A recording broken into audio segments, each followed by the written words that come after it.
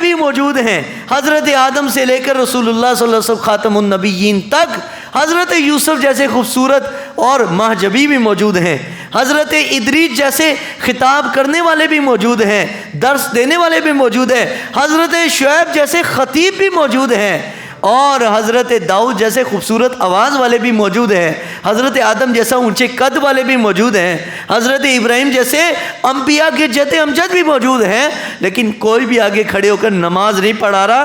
ہمارے آقا مولا کو اس لیے آگے کھڑا کیا گیا کہ سب سے زیادہ عالم بھی حضور ہیں، سب سے بڑے متقی بھی حضور ہیں، اور سب سے زیادہ حسین بھی حضور ہیں۔ اس وجہ سے حضور کو نماز کے لیے آگے کھڑا کیا گیا۔ عرش کی عقل دنگ ہے، چرخ میں آسمان ہے، جانے مراد اب کدھر ہائے تیرا مکان ہے۔ عرش پہ تازہ چھیڑ چھاڑ، فرش پہ طرفہ دھوم دان، کان جدھر لگا لیے آقا تیری ہی داستان ہے۔ وہ جو نہ تھے تو کچھ نہ تھا، اور وہ جو نہ ہو تو کچھ نہ ہو، جان ہے وہ جہان کی، جان ہے تو جہان ہے۔ معزز مکرم سامعین و حاضرین، آج ہم حضور سرور دو عالم رحمت للعالمین خاتم النبیین صلی اللہ علیہ وسلم کی محفل معراج کے ذکر میں حاضر ہیں۔ اللہ ہم سب کا یہاں بیٹھنا، سننا، سنانا، ذکر کرنا، ذکر کروانا اپنی بارگاہ عالیہ میں قیامت والے دن ہمارے لیے شفاعت اور مغفرت کا باعث بنائے۔ معزز سامعین محترم، میں نے 15 سپارے کی پہلی آیت پڑھی ہے، اور یہ سورہ بنی اسرائیل، سورہ اسراء بھی ان کو کہا جاتا ہے، بنی اسرائیل بھی کہا جاتا ہے۔ یہ سورہ مبارکہ کا جو آغاز ہے، یار یہ 4-5 بچوں کو نا یا تو گھر بھیج دو، ان کو بیٹا ان کو لہدہ لہدہ بٹھا دے، یہ کوئی سمجھدار بندہ اٹھے انہوں نے سیٹ سے کر دو نا یار، اٹھ کے ان کو چاروں کو لہدہ لہدہ کر دو، یہ گھر سے یہاں پر کھیلنے کے لیے آئے ہوئے ہیں۔ معزز سامعین محترم، ہم نبی پاک صلی اللہ علیہ وسلم کی معراج شریف کے ذکر میں حاضر ہیں، اور معراج کے 3 حصے ہیں۔ ایک سیر ہے مسجد حرام سے مسجد اقصی، اور ایک عروج ہے پہلے مسجد اقصی سے لے کر 7ویں آسمان تک، اور ایک اعراج ہے۔ اور یہ میں نے نہیں کہا، یہ پہلی دفعہ تحقیق کرتے ہوئے اور پڑھتے ہوئے، ظاہری بات ہے اولیاء کی بڑی بڑی حکمت کی باتیں، نظام الدین اولیاء رحمۃ اللہ علیہ انہوں نے معراج کے فرمائے یہ 3 حصے یہ ہیں، ایک سیر کا ہے، ایک عروج کا ہے، اور ایک اعراج کا ہے۔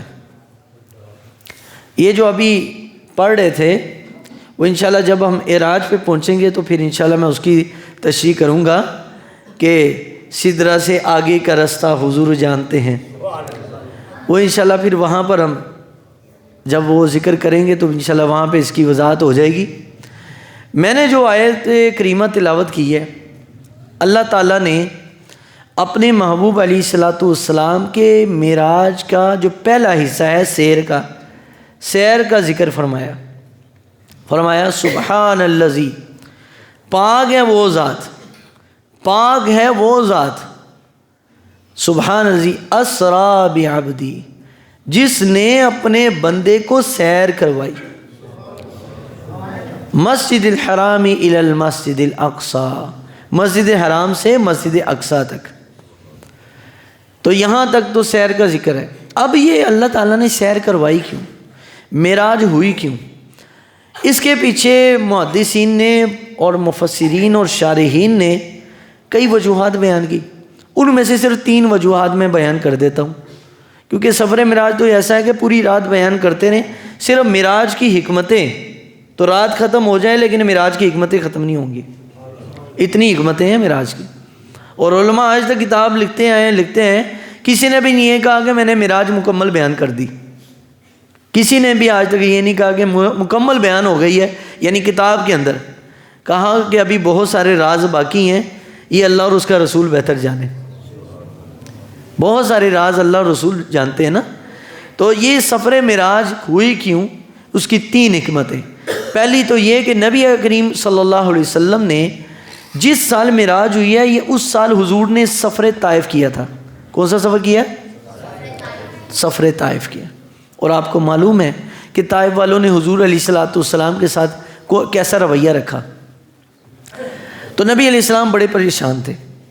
ایک تو طائف والوں کی وجہ سے حضور دلی طور پر رنجیدہ تھے کہ میں اللہ کی دعوت لے کر ان کے پاس جاتا ہوں اور انہوں نے نہ اس دعوت کو سنا بلکہ الٹا بے ادبی پر اتر آئے اور نبی علیہ الصلوۃ والسلام پر زد و کوب کیا. اور دوسرا معراج کا جو حصہ ہے وہ کیا ہے؟ معراج کی وجوہات معراج، یعنی سفر سیر کرانے اور معراج کی وجہ کیا ہے؟ دوسری وجہ نبی کریم علیہ الصلوۃ والسلام کی رفیقہ حیات سیدہ بی بی خدیجہ الکبریٰ ام المومنین رضی اللہ تعالی عنہا کا وصال ہوا تھا. اور تیسری وجہ حضور کے چچا جناب ابو طالب، ان کا بھی وصال ہوا. اب 3 عظیم غم ایک ہی سال میں حضور پر آئے. رفیق حیات جس نے ہر مشکل گھڑی میں حضور کا ساتھ دیا، اور یہ حضور کی ہجرت سے پہلے کا وقت ہے. اب یہ اندازہ لگائیں، حضور کی نبوت کا اعلان نبوت کا 13واں سال، عمر ہوگی 53 برس، حضور تنہا ہے، حضور کی نکاح میں کوئی خاتون نہیں ہے. اور دعوت لے کر گئے نبی پاک صلی اللہ علیہ وسلم کہاں پر؟ طائف میں. طائف والوں نے بھی قبول نہیں کیا. حضور بڑے رنجیدہ تھے. انسان ہے نا، فطرتی طور پر انسان پریشان ہوتا ہے جب انسان کو دنیا والے بھی اس کی بات نہ سنیں اور انسان کو کچھ قریبیوں کے غم بھی ہوں دنیا سے جانے کے، تو انسان بڑا ڈپریشن میں آ جاتا ہے. حضور صلی اللہ علیہ وسلم کو بھی قلبی پریشانی تھی. ایک تو رفیق حیات کے جانے کی، دوسرے وہ چچا کے جو حضور کے ساتھ ہمیشہ تعاون کرتے رہے، اور تیسری وجہ معراج کی آقا دو جہاں صلی اللہ علیہ وسلم کا طائف کا سفر ہے. جب حضور پریشان تھے تو اللہ تعالیٰ نے حضور کی پریشانی کے مداوے کے لیے حضرت جبریل امین کو بھیجا کہ جاؤ میرے محبوب کے پاس اور ان کو جا کے کہو اللہ آپ کے ساتھ ملاقات کا مشتاق ہے. اللہ تعالیٰ پسند کرتا ہے. مشتاق سے مراد یہ نہیں کہ اللہ تعالیٰ کوئی محتاج ہے. یاد رکھیے، مشتاق بمعنی محتاج نہیں. انسان جب کسی چیز کا شوق رکھتا ہے تو اس کا محتاج ہوتا ہے. اللہ کسی چیز کا محتاج نہیں ہے. محتاج بمعنی پسندیدگی، مشتاق بمعنی پسندیدگی. اللہ پسند کرتا ہے. اللہ تعالیٰ کو یہ چاہت ہے کہ آپ میرے بارگاہ میں آئیں تو میں ڈائریکٹ آپ سے ہم کلام ہونا چاہتا ہوں. اب وہ رب جس کی دعوت رحمت دو جہاں صلی اللہ علیہ وسلم 13 برسوں سے مکہ والوں کو دے رہے ہیں، اب اس رب سے ملاقات کا وقت آیا. جس رب کے بارے میں کہہ رہے ہیں ایک رب ہے جو وحدہ لا شریک ہے، اسی رب نے بلا کیف بالمشافہ آمنے سامنے نبی پاک صلی اللہ علیہ وسلم کو ملاقات کرنے کا پیغام بھیجا ہے. تو یہ پریشانی کو ختم کرنے کے لیے اللہ تعالیٰ نے یہ جو ہے یہ حکمت بنی معراج کی کہ حضور کے پر پریشانی ہے، اس پریشانی کا مداوع کرنا تھا. تو رحمت للعالمین صلی اللہ علیہ وسلم اب ہجرت سے 1 سال پہلے کا وہ 53واں سال ہے، 13واں سال ہے نبوت کا، اعلان نبوت کا. تو نبی کریم صلی اللہ علیہ وسلم نے خود چاہت نہیں کی کہ یا اللہ میں تیری بارگاہ میں حاضر ہونا چاہتا ہوں، میں تیری زیارت چاہتا ہوں، میں تجھے دیکھنا چاہتا ہوں. حضور نے خود چاہت نہیں کی. حالانکہ اگر دیکھا جائے قرآن پڑھیں تو حضرت موسیٰ علیہ السلام اللہ سے ہم کلام ہوتے رہے. اس قدر اللہ تعالیٰ کی محبت کا غلبہ ہوا کہ موسیٰ علیہ السلام نے خود کہہ دیا یا اللہ ربی ارنی انظر الیک، یا اللہ میں تجھے دیکھنا چاہتا ہوں.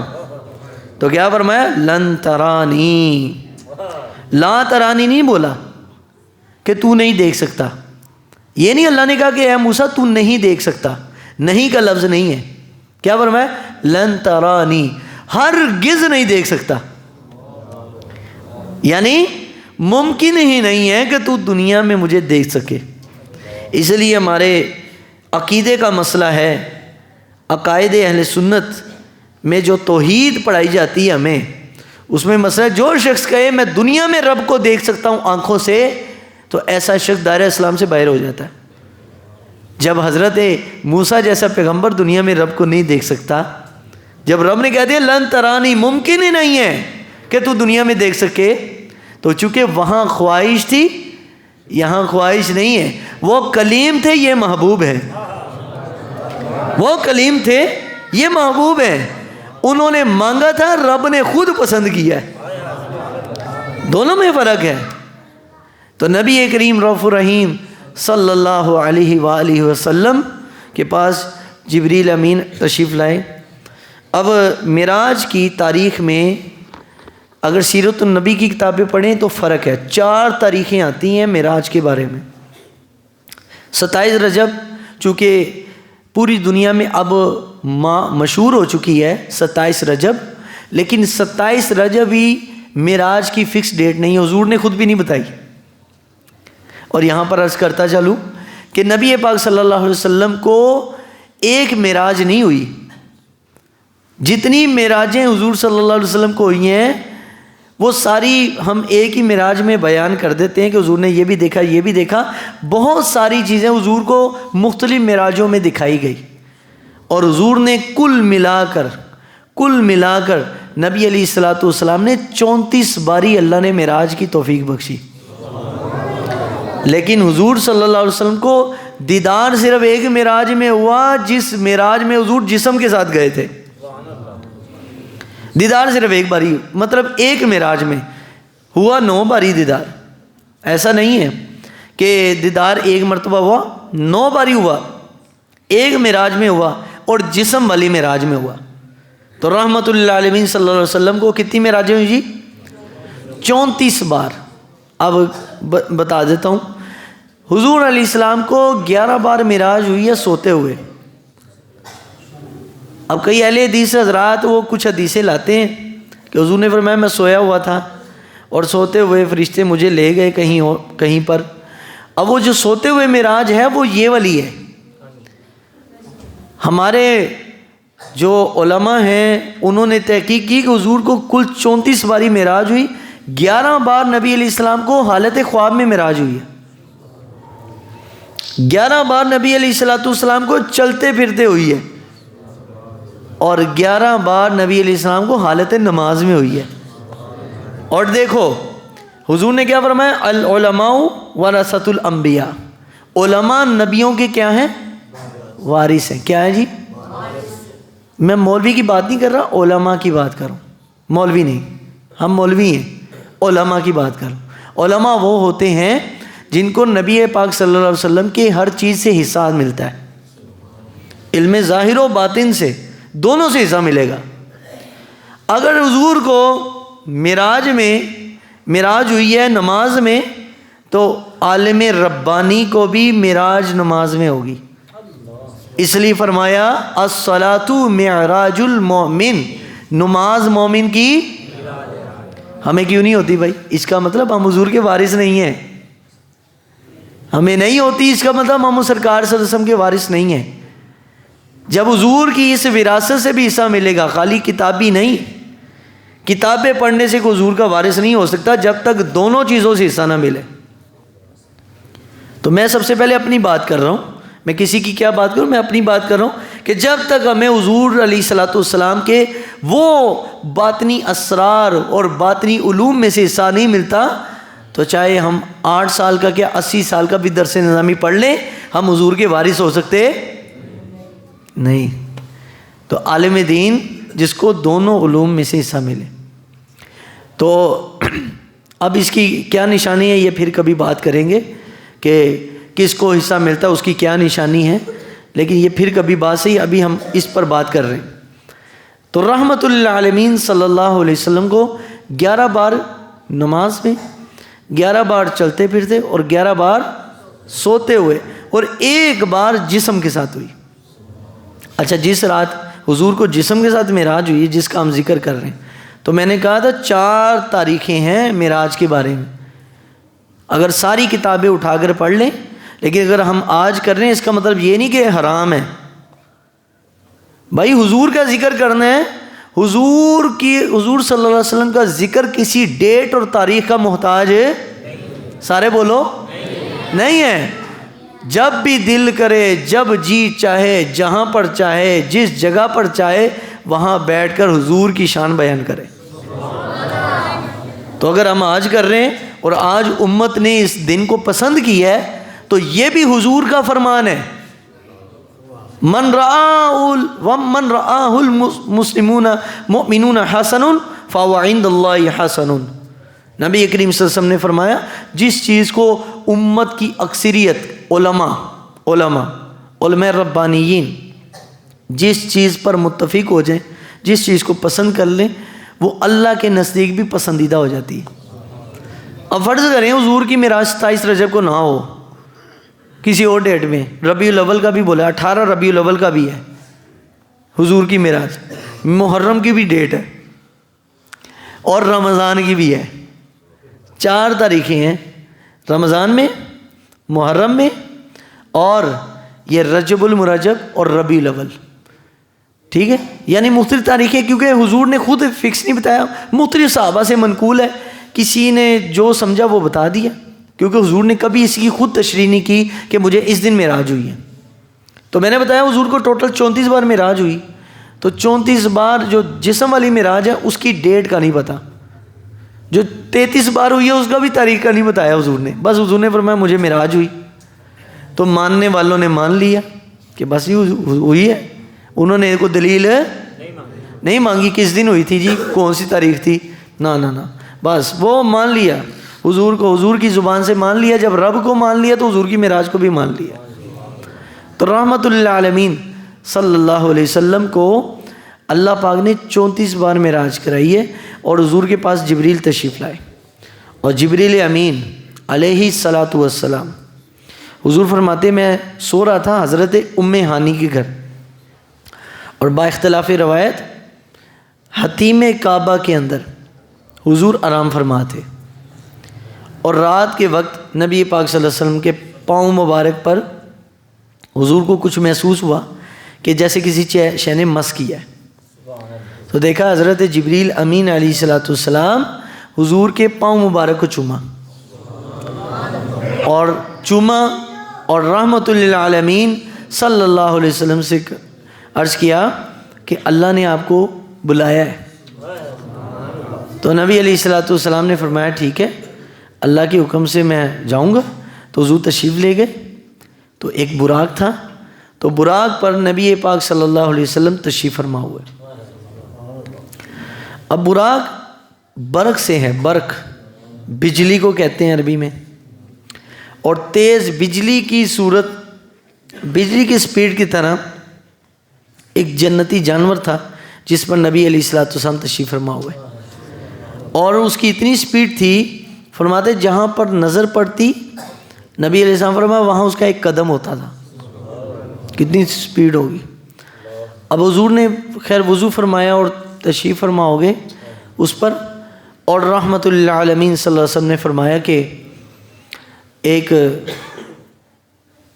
نخلستان، ایک باغات آئے، رات کا وقت ہے لیکن باغات، کھجور کے درختوں کے باغات نظر آئے، تو میں نے پوچھا جبریل یہ کون سی جگہ ہے؟ عرض کیا یا رسول اللہ صلی اللہ علیہ وسلم یہ آپ کا دار الحجرہ جس کو یثرب کہتے ہیں، آپ کے آنے سے مدینہ بنے گا، اور یہ آپ کی آخری آرام گاہ بھی ہوگی، یہی آپ کا آخری وطن ہوگا، یہیں پر یہیں سے دین پوری دنیا میں پھیلے گا۔ مدینہ المنورہ حضور کی ہجرت سے پہلے حضور کو دکھا دیا گیا۔ تو نبی علیہ الصلوۃ والسلام فرماتے ہیں پھر کچھ دور جب براق چلا تو دیکھا ایک سرخ رنگ کے ٹیلے آئے، اور سرخ رنگ کے ٹیلے جب میں نے غور سے دیکھا تو ایک قبر تھی، تو مجھ سے جبریل نے کہا یا رسول اللہ صلی اللہ علیہ وسلم یہ حضرت موسیٰ علیہ السلام کی قبر ہے، اور صحیح مسلم میں حدیث ہے، حضور نے فرمایا رأیت موسیٰ، میں نے اپنی آنکھ سے دیکھا حضرت موسیٰ کو گزرے دنیا میں کتنے ہزار سال ہو گئے؟ نبی کریم صلی اللہ علیہ وسلم اور حضرت موسیٰ علیہ السلام کے درمیان 4000 سال کا فرق ہے۔ حضرت ابراہیم علیہ السلام کا نبی صلی اللہ علیہ وسلم کا 5500 سال کا فرق ہے۔ اب آپ اندازہ لگائیں، رحمت اللہ علیہ صلی اللہ علیہ وسلم فرمایا میں نے اپنی آنکھ سے دیکھا، رأیت موسیٰ وہو قائم یصلی فی القبر، میں اپنی آنکھ سے دیکھ رہا ہوں کہ حضرت موسیٰ اپنی قبر میں کھڑے ہو کر نماز پڑھ رہے ہیں۔ کتنے ہزار سال گزر گئے اور قبر میں کیا پڑھ رہے ہیں جی؟ نماز پڑھ رہے ہیں۔ بندہ جو کام دنیا میں کرتا ہے نا، قبر میں بھی اللہ وہی کرواتا ہے۔ اس لیے دنیا میں اچھے کاموں کی عادتیں بناؤ، قبر میں بھی ان کی عادت رہے گی۔ دنیا میں ذکر کی عادت بناؤ، دنیا میں درود کی عادت بناؤ، دنیا میں تلاوت کی عادت بناؤ، دنیا میں حضور کے ذکر کی عادت بناؤ، قبر میں بھی انہی کا ذکر رہے گا۔ اور اگر دنیا میں ہم نے فضول کاموں کی عادت بنائی ہے، اور عادت بلا تکلف، کچھ عادتیں انسان کی کہتے ہیں نا، عادتیں نسلوں کا پتہ دیتی ہیں، عادتیں نسلوں کا پتہ دیتی ہیں، تو انسان کچھ کام مجبوراً بس وہ پکی عادت بنی ہے، وہ کام کرنا ہی کرنا ہے۔ جیسے کئی لوگوں کی عادت ہوتی نا بات بات پہ گالی نکالنا، یا کسی کی عادت بات بات پہ کیڑا نکالنا، اور کچھ لوگوں کی عادت ہوتی ہے شہد کی مکھی کی طرح، کہ جیسے شہد کی مکھی خوشبو پر بیٹھتی ہے، خوشبو والے پھول پر بیٹھتی ہے، تو وہ لوگ بھی اچھی چیز کو پکڑتے، اچھی چیز کو تھامتے ہیں، شہد کی، اس لیے شہد کی مکھی بنے۔ گندی مکھی تو گندی چیزوں پر بیٹھتی، شہد کی مکھی گندی چیز پر نظر نہیں آئے گی۔ تو عادتیں انسان کی نسلوں کا پتہ دیتی ہیں۔ تو حضرت موسیٰ علیہ السلام قبر میں کیا پڑھ رہے ہیں جی؟ دنیا میں عادت بنائی تھی نماز کی، قبر میں وہ وہی کر رہے ہیں۔ تو حضور صلی اللہ علیہ وسلم نے فرمایا کہ جب نبی علیہ السلام داخل ہوئے مسجد اقصیٰ میں، تو نبی علیہ السلام نے مسجد اقصیٰ کو دیکھا نہیں کہ کیسی ہے، کیسی بنی ہے، کیسی نہیں، کیونکہ اس وقت کھنڈرات تھے، مسجد اقصیٰ بالکل شہید تھی۔ حضور صلی اللہ علیہ وسلم نے غور نہیں کیا اس کے کتنے دروازے ہیں، کتنی کھڑکیاں ہیں، کوئی کتنی بچ گئی ہیں، کتنی خراب ہو گئی ہیں، کوئی نہیں، بس تشریف لائے اور دیکھا کہ حضرت موسیٰ جناب رسول اللہ صلی اللہ علیہ وسلم سے پہلے مسجد اقصیٰ میں موجود ہے۔ عجیب منظر ہے بھائی، وہاں قبر میں دیکھا تھا، یہاں مسجد میں ہے۔ یہ کہ یاد رکھیے، انبیاء کرام علیہم السلام کو اللہ تعالیٰ نے 2 طرح کے جسم دیے ہیں، اور نبیوں کے وسیلے سے ان کے غلاموں کو بھی 2 جسم ملتے ہیں۔ جیسے منافق ہے نا، منافق کے 2 منہ ہوتے ہیں، اس طرح ولیوں کے بھی 2 جسم ہوتے ہیں، انبیاء کے بھی 2 جسم ہوتے ہیں۔ ایک جسم وہ ہے کہ جو قبر میں ہے، جو قبر میں ہے، وہ قبر سے باہر نہیں آ سکتا، آئے گا قیامت والے دن۔ ایک وہ جسم ہے جس کو جسم مثالی کہتے ہیں، ہوتی شکل جسم کی ہے لیکن وہ ہوتی روح ہے، روح ہوتی ہے۔ تو حضرت موسیٰ علیہ السلام قبر میں جسم ہے ان کا، لیکن حضور سے پہلے کیسے پہنچ گئے؟ اب سوال تو یہ ہے نا، ہم تو مانتے ہیں حضور صلی اللہ علیہ وسلم انبیاء کے امام ہے، حضور کی طاقت سب نبیوں سے زیادہ ہے، تو حضرت موسیٰ پہلے کیسے پہنچ گئے؟ اب اس کے اندر بھی بڑی حکمت ہے۔ وجہ اس میں یہ ہے کہ حضور علیہ السلام مسجد اقصیٰ میں بعد میں پہنچے، جناب موسیٰ علیہ السلام کا جسم مثالی پہلے پہنچ گیا۔ اب درمیان میں تفاوت اور فرق یہ اسی وجہ سے ہے کہ اگر حضرت موسیٰ پہنچے تو نبوت کی طاقت تھی، حضور پہنچے تو براق کی طاقت تھی۔ اس کا مطلب جہاں براق کی طاقت ختم ہوتی ہے وہاں حضرت موسیٰ کی طاقت شروع ہوتی ہے، اور جہاں حضرت موسیٰ کی طاقت شروع ہے، جہاں موسیٰ علیہ السلام کی طاقت ختم ہے، وہاں ہمارے آقا و مولا کی طاقت شروع ہوتی ہے۔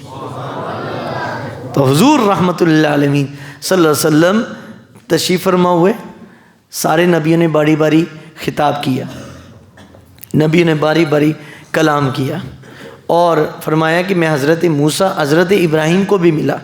اب دیکھیں جتنے نبیوں کا تذکرہ ہے نا، وہ سارے نبیوں کا ذکر 2 بار ہی آیا معراج میں۔ ایک تو آیا سیر میں، ایک آیا عروج میں۔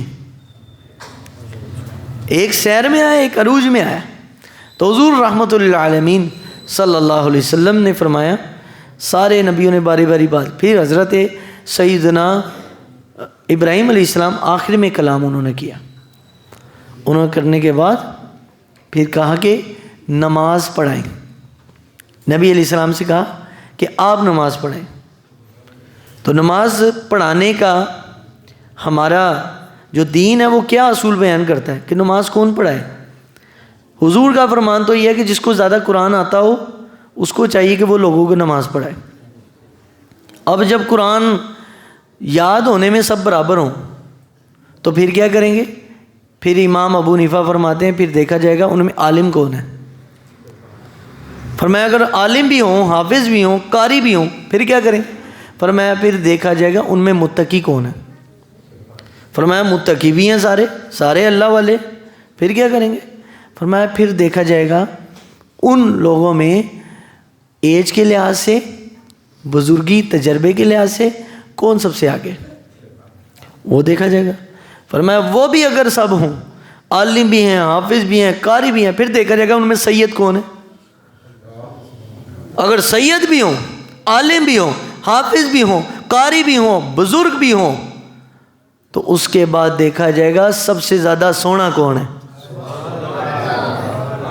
جو حسن و جمال میں ہے اس کو آگے امامت پہ کھڑا کیا جائے. یہ حضرت امام ابو حنیفہ نے اصول بیان کیا کہ جب سارے ایک جیسے ہوں تو پھر کیا کریں گے.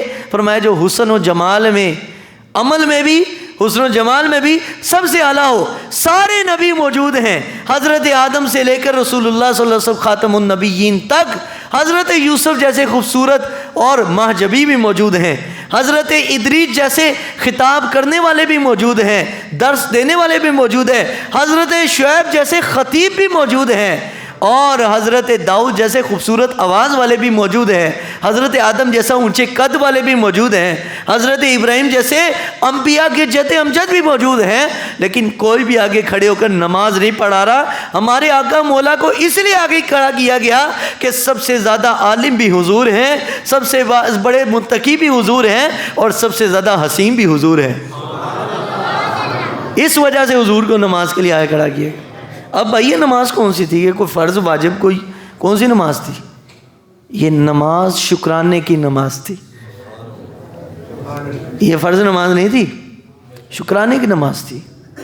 شکر تھا کہ اللہ نے ہر نبیوں کو معراج کروائی.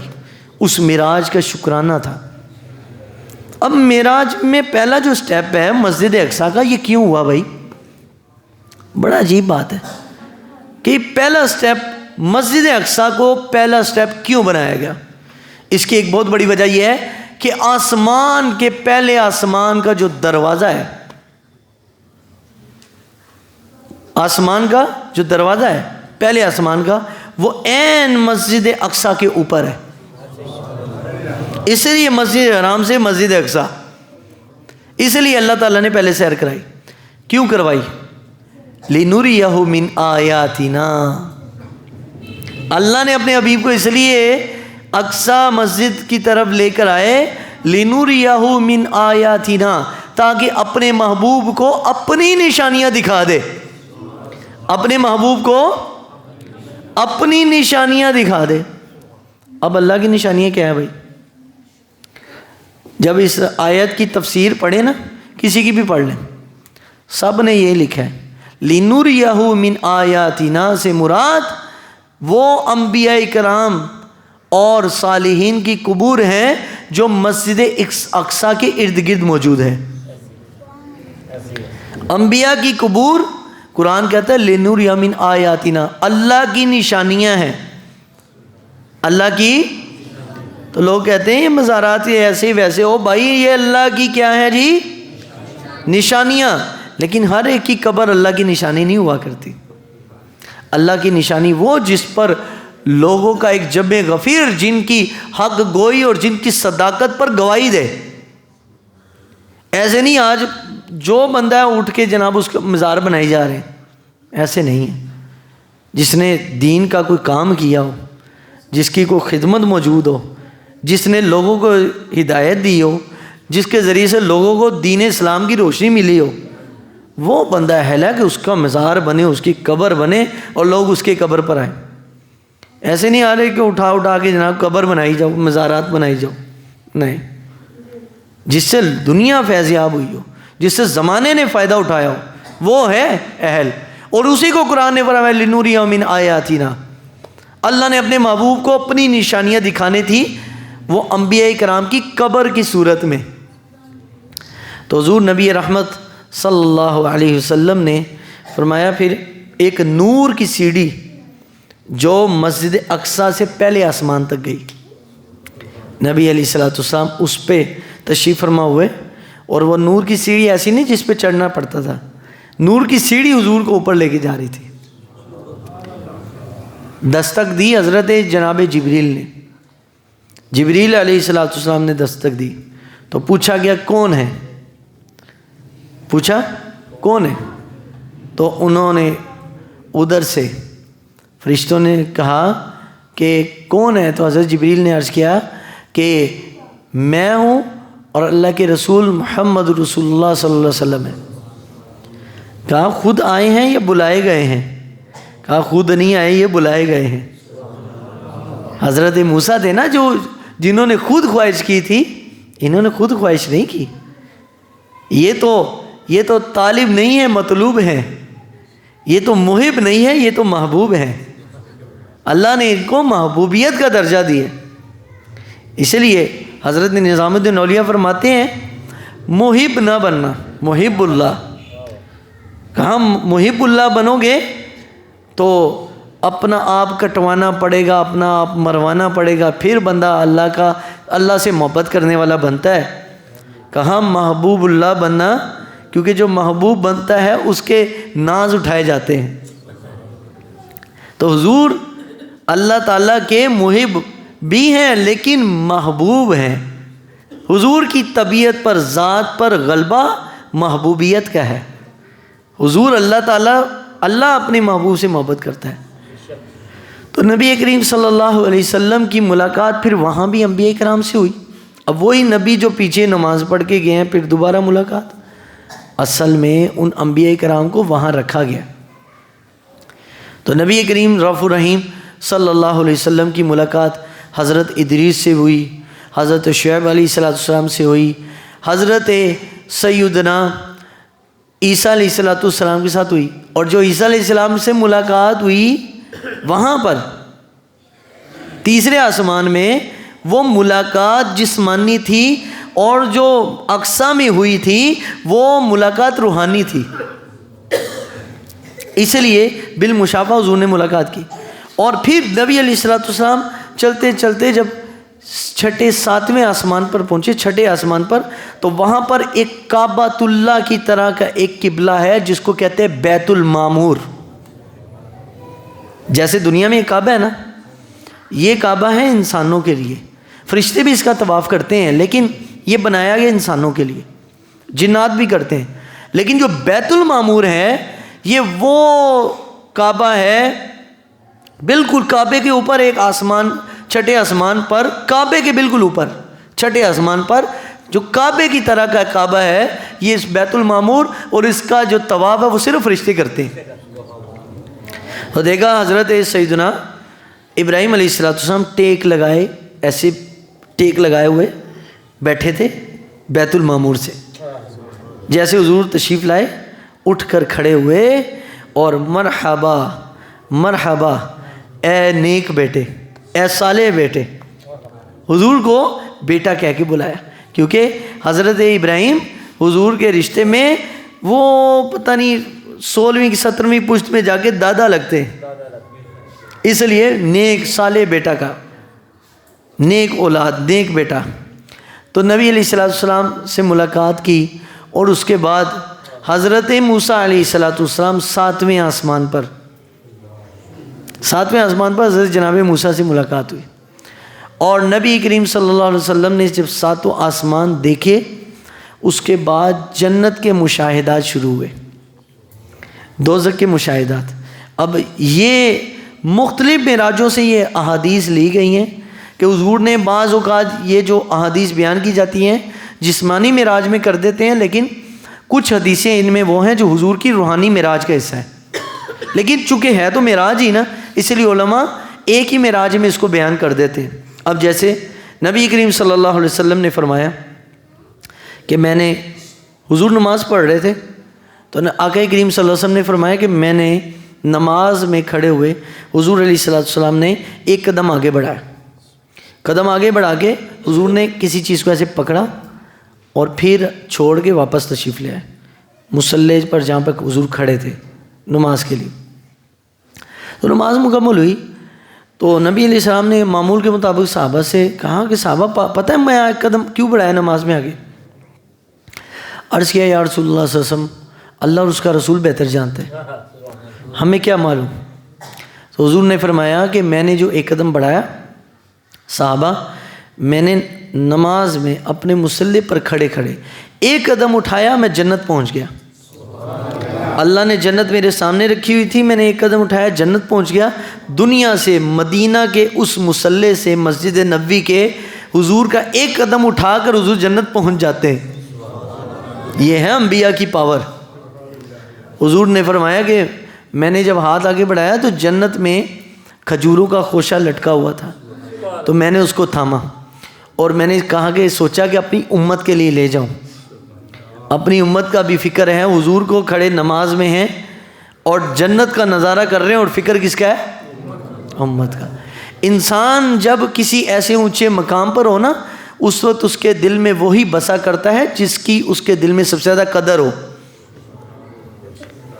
تو حضور ہماری اتنی قدر، اتنی محبت فرماتے ہیں، اور ہم کیا کر رہے ہیں؟ ہماری حضور سے وفا کتنی ہے؟ تو یہ سب کو، ہم سب کو اپنے گریبانوں میں جا کر سوچنا چاہیے کہ حضور نے ہمیں معراج میں نہیں بھولے، اور معراج میں ہر مقام پر یاد رکھا ہے، ایک مقام کی بات نہیں ہے، ہر مقام پر۔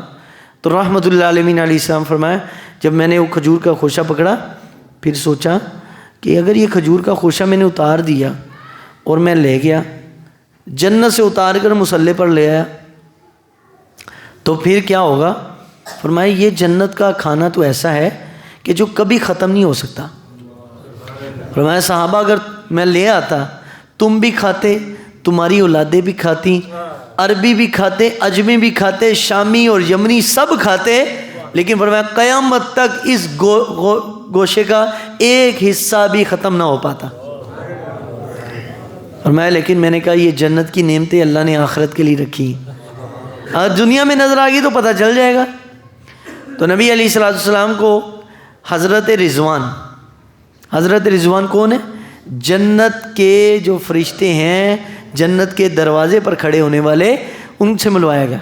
حضور نے فرمایا وہ ایسے خوبصورت، ایسے خوش روح، ایسے حسن اخلاق اور ایسے چہرے پر مسکراہٹ رکھی ہوئی جیسے کبھی ان کو غم آیا ہی نہیں۔ تو میں نے پوچھا جبریل چہرے پر ایسے تاثرات ہیں، چہرہ کھلا کھلا ہے، یہ کون ہے؟ عرض کیا یا رسول اللہ یہ جنت کا جو ہے نا، یہ دروازے پر کھڑے ہونے والا فرشتہ ہے، اور یہ کہے گا سلام قولا من رب الرحیم۔ جب آپ کی امت آئے گی تو سب سے پہلے جنت میں جب داخل ہوگی آپ کی امت، یہ فرشتہ کہے گا ویلکم، مرحبا، سلام قولا من رب الرحیم، آج کے دن تمہارے رب کی تم پر سلامتی ہو۔ یہ فرشتہ بولے گا، اور جو اس کو ایک نظر دیکھے گا دنیا کے سارے غم بھول جائے گا، دنیا کی ساری ٹینشنیں بھول جائے گا، اس کو لگے یہ نہیں کبھی میں پریشان ہوا تھا، صرف فرشتے کو۔ اور جتنے فرشتے کو، فرشتہ جنت میں رہنے کی وجہ سے خوش روح، تو جو جنت دیکھے گا، جو فرشتے کو دیکھ لے وہ غم بھول جائے گا، تو جو جنت دیکھے گا اس کا کیا حال ہوگا؟ حضور علیہ السلام نے فرمایا پھر اللہ تعالیٰ نے میرے سامنے، میرے آگے آگے ایک آواز آ رہی تھی، آگے آگے کسی کے چلنے کی۔ انسان کو اندازہ ہوتا ہے نا، دنیا میں جب بھی کسی کے چلنے کا سٹائل انسان کے ذہن میں نا سکین ہو جاتا ہے، انسان میں سو اچھا یار لگتا ہے فلاں بندہ آ گیا، چلنے کا سٹائل ہی بتاتا ہے یہ فلاں بندہ ہے۔ تو حضرت سیدنا رسول اللہ صلی اللہ علیہ وسلم نے فرمایا جبریل مجھے آواز آ رہی ہے بلال کے چلنے کی، اور بلال کہاں پر ہے؟ دنیا میں، رات ہے معراج کی، بلال ہے دنیا میں، اور دنیا کا معاملہ ہو گیا جام، رک گیا، دنیا تو وہیں پہ جام. حضور دنیا سے گئے تو جان نکل گئی جیسے دنیا سے، جیسے جان نکل جائے کسی کے جسم سے، روح نکل جائے تو جسم بے جان پڑا ہوتا ہے، دنیا بھی بے جان رکی ہوئی بالکل وہیں پر. تو رحمۃ اللہ علیہ علیہ السلام نے ان سے عرض کیا، حضرت جبریل نے، یا رسول اللہ بلال کی آواز ہے لیکن بلال یہاں پر موجود نہیں ہے، آواز بلال کی. پھر حضرت سیدنا بلال حبشی رضی اللہ تعالیٰ عنہ، ان کی قسمت میں جو اللہ تعالیٰ نے جنت کی حوروں کی سردار رکھی ہے، حضور علیہ السلام کے سامنے لائے گئے. بلال کا رنگ کیسا؟ وہ اسلام میں رنگ رنگ نہیں دیکھا جاتا، شکل، قوم، رنگ، نسل کوئی چکر نہیں ہے. اس سب کا معیار اسلام کی نظر میں زیرو ہے. رنگ، نسل، شکل کا کوئی چکر نہیں ہے. اللہ کے ہاں معیار ایک ہی ہے اور وہ انسان کے دل کا تقویٰ ہے. ایک ہی چیز ہے اسلام میں. اسلام نے رنگ نسل کو زیرو کر دیا ہے. کوئی قومیت نہیں، کوئی پنجابی نہیں، کوئی پٹھان نہیں، کوئی سندھی، کوئی بلوچی نہیں بھائی، کوئی چکر نہیں ہے. کوئی زبان، لسانیت اور قومیت کی نفی اسلام نے کی ہے. یہ لسانیت اور قومیت کی نفی ہی تھی جس نے حضرت بلال کو کعبے کی چھت پہ پہنچایا تھا. ورنہ اگر حضور وہی پرانے کرائیٹیریا کے مطابق رکھتے تو قریش کا سب سے زیادہ حق تھا کعبے کی چھت پر چڑھنے کا. لیکن کس کو رکھا گیا؟ حضرت بلال کو. تو جنت کی حوروں کی سردار لائی گئی تو نبی کریم صلی اللہ علیہ وسلم کے سامنے، تو حضور صلی اللہ علیہ وسلم نے فرمایا کہ یہ کون ہے؟ عرض کہ یا رسول اللہ یہ بلال کے نکاح میں جو جنت میں آئے گی خاتون حور، یہ ان حوروں کی سردار ہے. یہ وہ حوروں کی سردار ہے اور اس کو اللہ تعالیٰ نے بلال کے لیے رکھا ہے. کتنا بڑا انعام ہے بھائی. جو اپنے نبی سے وفا کرے نا، جو نبی کے جو ہے غلام بن جاتے ہیں، وہ اپنے زمانے کے امام بن جاتے ہیں. جو حضور سے وفا کرے نا تو پھر کی محمد صلی اللہ علیہ وسلم سے وفا تو نے تو ہم تیرے ہیں، یہ جہاں چیز ہے کیا، وہ یہ دنیا کوئی شے نہیں، یہ جہاں چیز ہے کیا، لوح و قلم تیرے ہیں. وہ سارا کچھ بندے کے حوالے ہو جاتا ہے. کیا مانگتا ہے بھائی مانگ. تو اتنا بڑا صلہ، کیونکہ حضرت بلال نے وفا کی اپنے نبی سے، آخری وقت تک حضور سے وفا کی. تو سیدنا رسول اللہ صلی اللہ علیہ وسلم کو پھر ایک بہت بڑا محل دکھایا گیا جنت میں.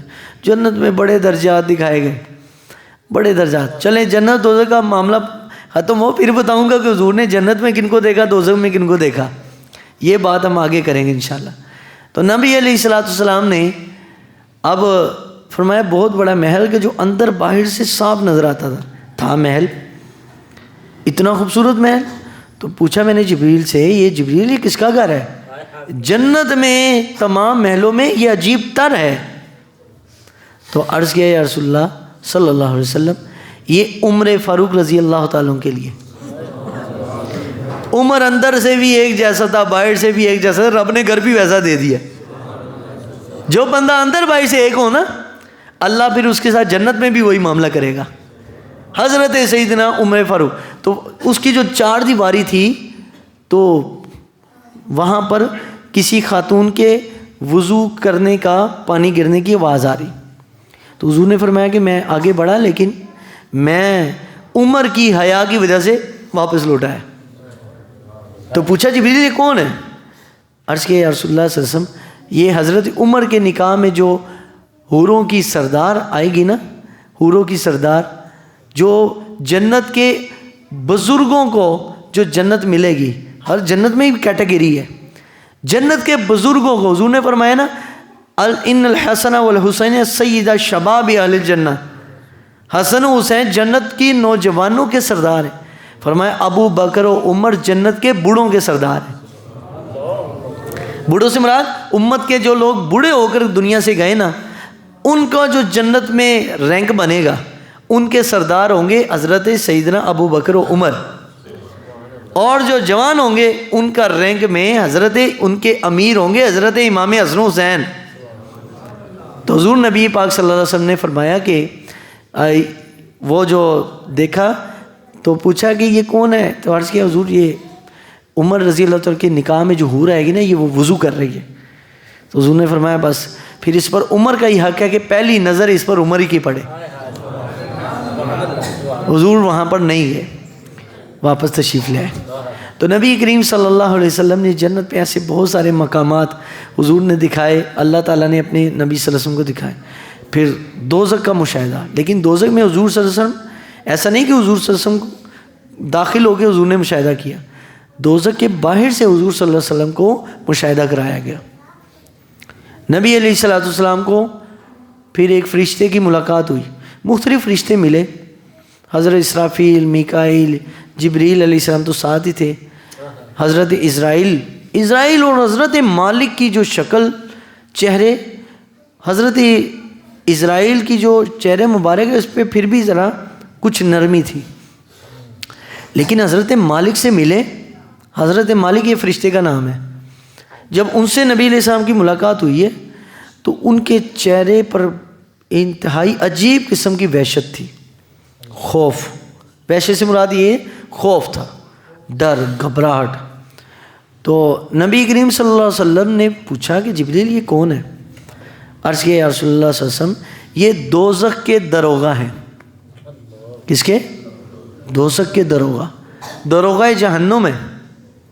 تو پوچھا اس کے چہرے پر، اور سارے فرشتے خوش ہیں میرے آنے پر، ملاقات کر رہے ہیں بڑی خوشی سے، یہ جو فرشتہ ہے اس کے چہرے کے اوپر اتنی خوف اور وحشت، اتنا بھیانک جو ہے شکل کے اندر، جیسے ایک بڑی خوفناک چیز دیکھ کر انسان کے چہرے کے تاثرات ہوتے ہیں، ایسا کیوں ہے؟ عرض کیا یا رسول اللہ صلی اللہ علیہ وسلم جب سے یہ فرشتہ پیدا ہوا ہے تب سے لے کر آج تک یہ کبھی مسکرایا نہیں، یہ کبھی مسکرایا نہیں۔ تو پوچھا کہ یہ شروع سے ایسے؟ عرض کیا یا رسول اللہ جب یہ پیدا ہوا تھا ایک اللہ تعالیٰ نے اس کی ڈیوٹی لگا دی جہنم کے آگے، جہنم کے دروازے کے آگے اس کی ڈیوٹی، اب اس کے آگے جہنم 500 سال دور ہے، اس دروازے جہاں فرشتہ کھڑا ہوتا ہے اس فرشتہ کو جہنم کے اندر نہیں ہے، فرشتہ حضرت مالک کی ڈیوٹی جہنم کے دروازے کے 500 سال دور ہے، اب ہے تو وہ جہنم کا دروازہ۔ تو فرمایا یہ جب سے پیدا ہوئے اس کی ایک باری صرف نظر پڑی ہے جہنم کے اندر، ایک بار۔ یا رسول اللہ اس وہ دن سے آج کے دن تک کسی فرشتے نے اس کو مسکراتے ہوئے نہیں دیکھا، ایک نظر پڑی جہنم پر، چہرے پر کبھی ہنسی آئی نہیں، ہنسنا ہی بھول گئے۔ حالانکہ فرشتے کچھ بھولتے نہیں ہیں لیکن ان کے چہرے پر ہنسی آتی ہی نہیں ہے، مسکراتے ہی نہیں ہیں۔ اور فرشتے تو پھر بھی جب حضور کا نام مبارک آتا ہے جو فرشتے کو چہرے پر مسکراہٹ آتی ہے، لیکن یہ فرشتہ درود بھی پڑھتا ہے چہرے پر نہیں آتا، کیوں؟ جہنم دیکھ لی ایک نظر۔ تو حضور صلی اللہ علیہ وسلم نے فرمایا کہ پھر فرشتے نے مختلف مشاہدات کروائے، ایک پتھر جہنم کے اندر، ایک پتھر فرمایا ایسے گراتے 70,000 سال اس پتھر کو نیچے گرنے میں لگ جاتا ہے، اتنی گہری ہے جہنم، 70,000 سال جہنم کے۔ اس لیے نبی علیہ السلام اکثر اللہ سے دعا کیا کرتے، اللہم انا نعوذ بک من عذاب جہنم، یا اللہ عذاب جہنم سے ہم تیری پناہ مانگتے ہیں۔ حضور کو یہ دعا کرنے کی کیا ضرورت ہے بھائی؟ حضور تو بخشا ہے، امت کی بخشش کروا رہے ہیں، ان کو کیا ضرورت ہے؟ لیکن تعلیم امت کے لیے کہ یہ جہنم خالی بد کرداروں کی جگہ نہیں ہے، جہنم ان لوگوں کی جگہ ہے کہ جن سے رب ناراض ہوگا، خالی بد کرداروں کی جگہ نہیں ہے، جن سے رب نے ناراض ہونا چاہے اچھا عمل بھی ہو، لیکن اگر اللہ ناراض ہے نا تو جانا جہنم میں۔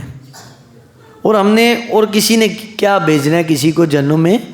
انسان کا کریکٹر، عمل اور اس کا اخلاص ہی بتائے گا کہ وہ عمل بھی کرتا تھا تو کس کے لیے کرتا تھا۔ ارأیت من اتخذ، کیا تم نے ان لوگوں کو دیکھا ہے کہ جنہوں نے اپنی خواہشات کو اپنا خدا بنا لیا،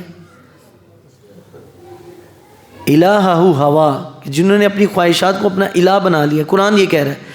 تو جنہوں نے عمل بھی کیا، نمازیں بھی پڑھی، اچھا عمل بھی کیا، لیکن اپنا من راضی کرنے کے لیے، اللہ کے لیے نہیں کیا، تو قرآن کہتا ہے اس کا وہ عمل بھی حقیقت میں اللہ کے لیے نہیں، وہ بھی ایک شرک ہے، شرک کی چھوٹی فارم ہے، شرک اصغر، یعنی وہ اللہ کے لیے نہیں کر رہا، لوگوں کو دکھاوے کے لیے۔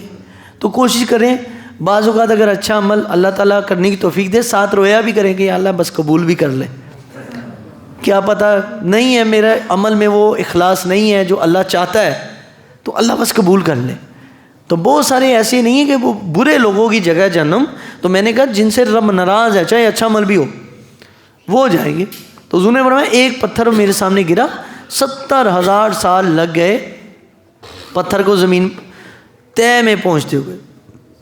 تو جہنم کے اندر بھی فرمایا درجات ہیں، جیسے جنت میں درجات ہیں، جہنم میں بھی درجات ہیں۔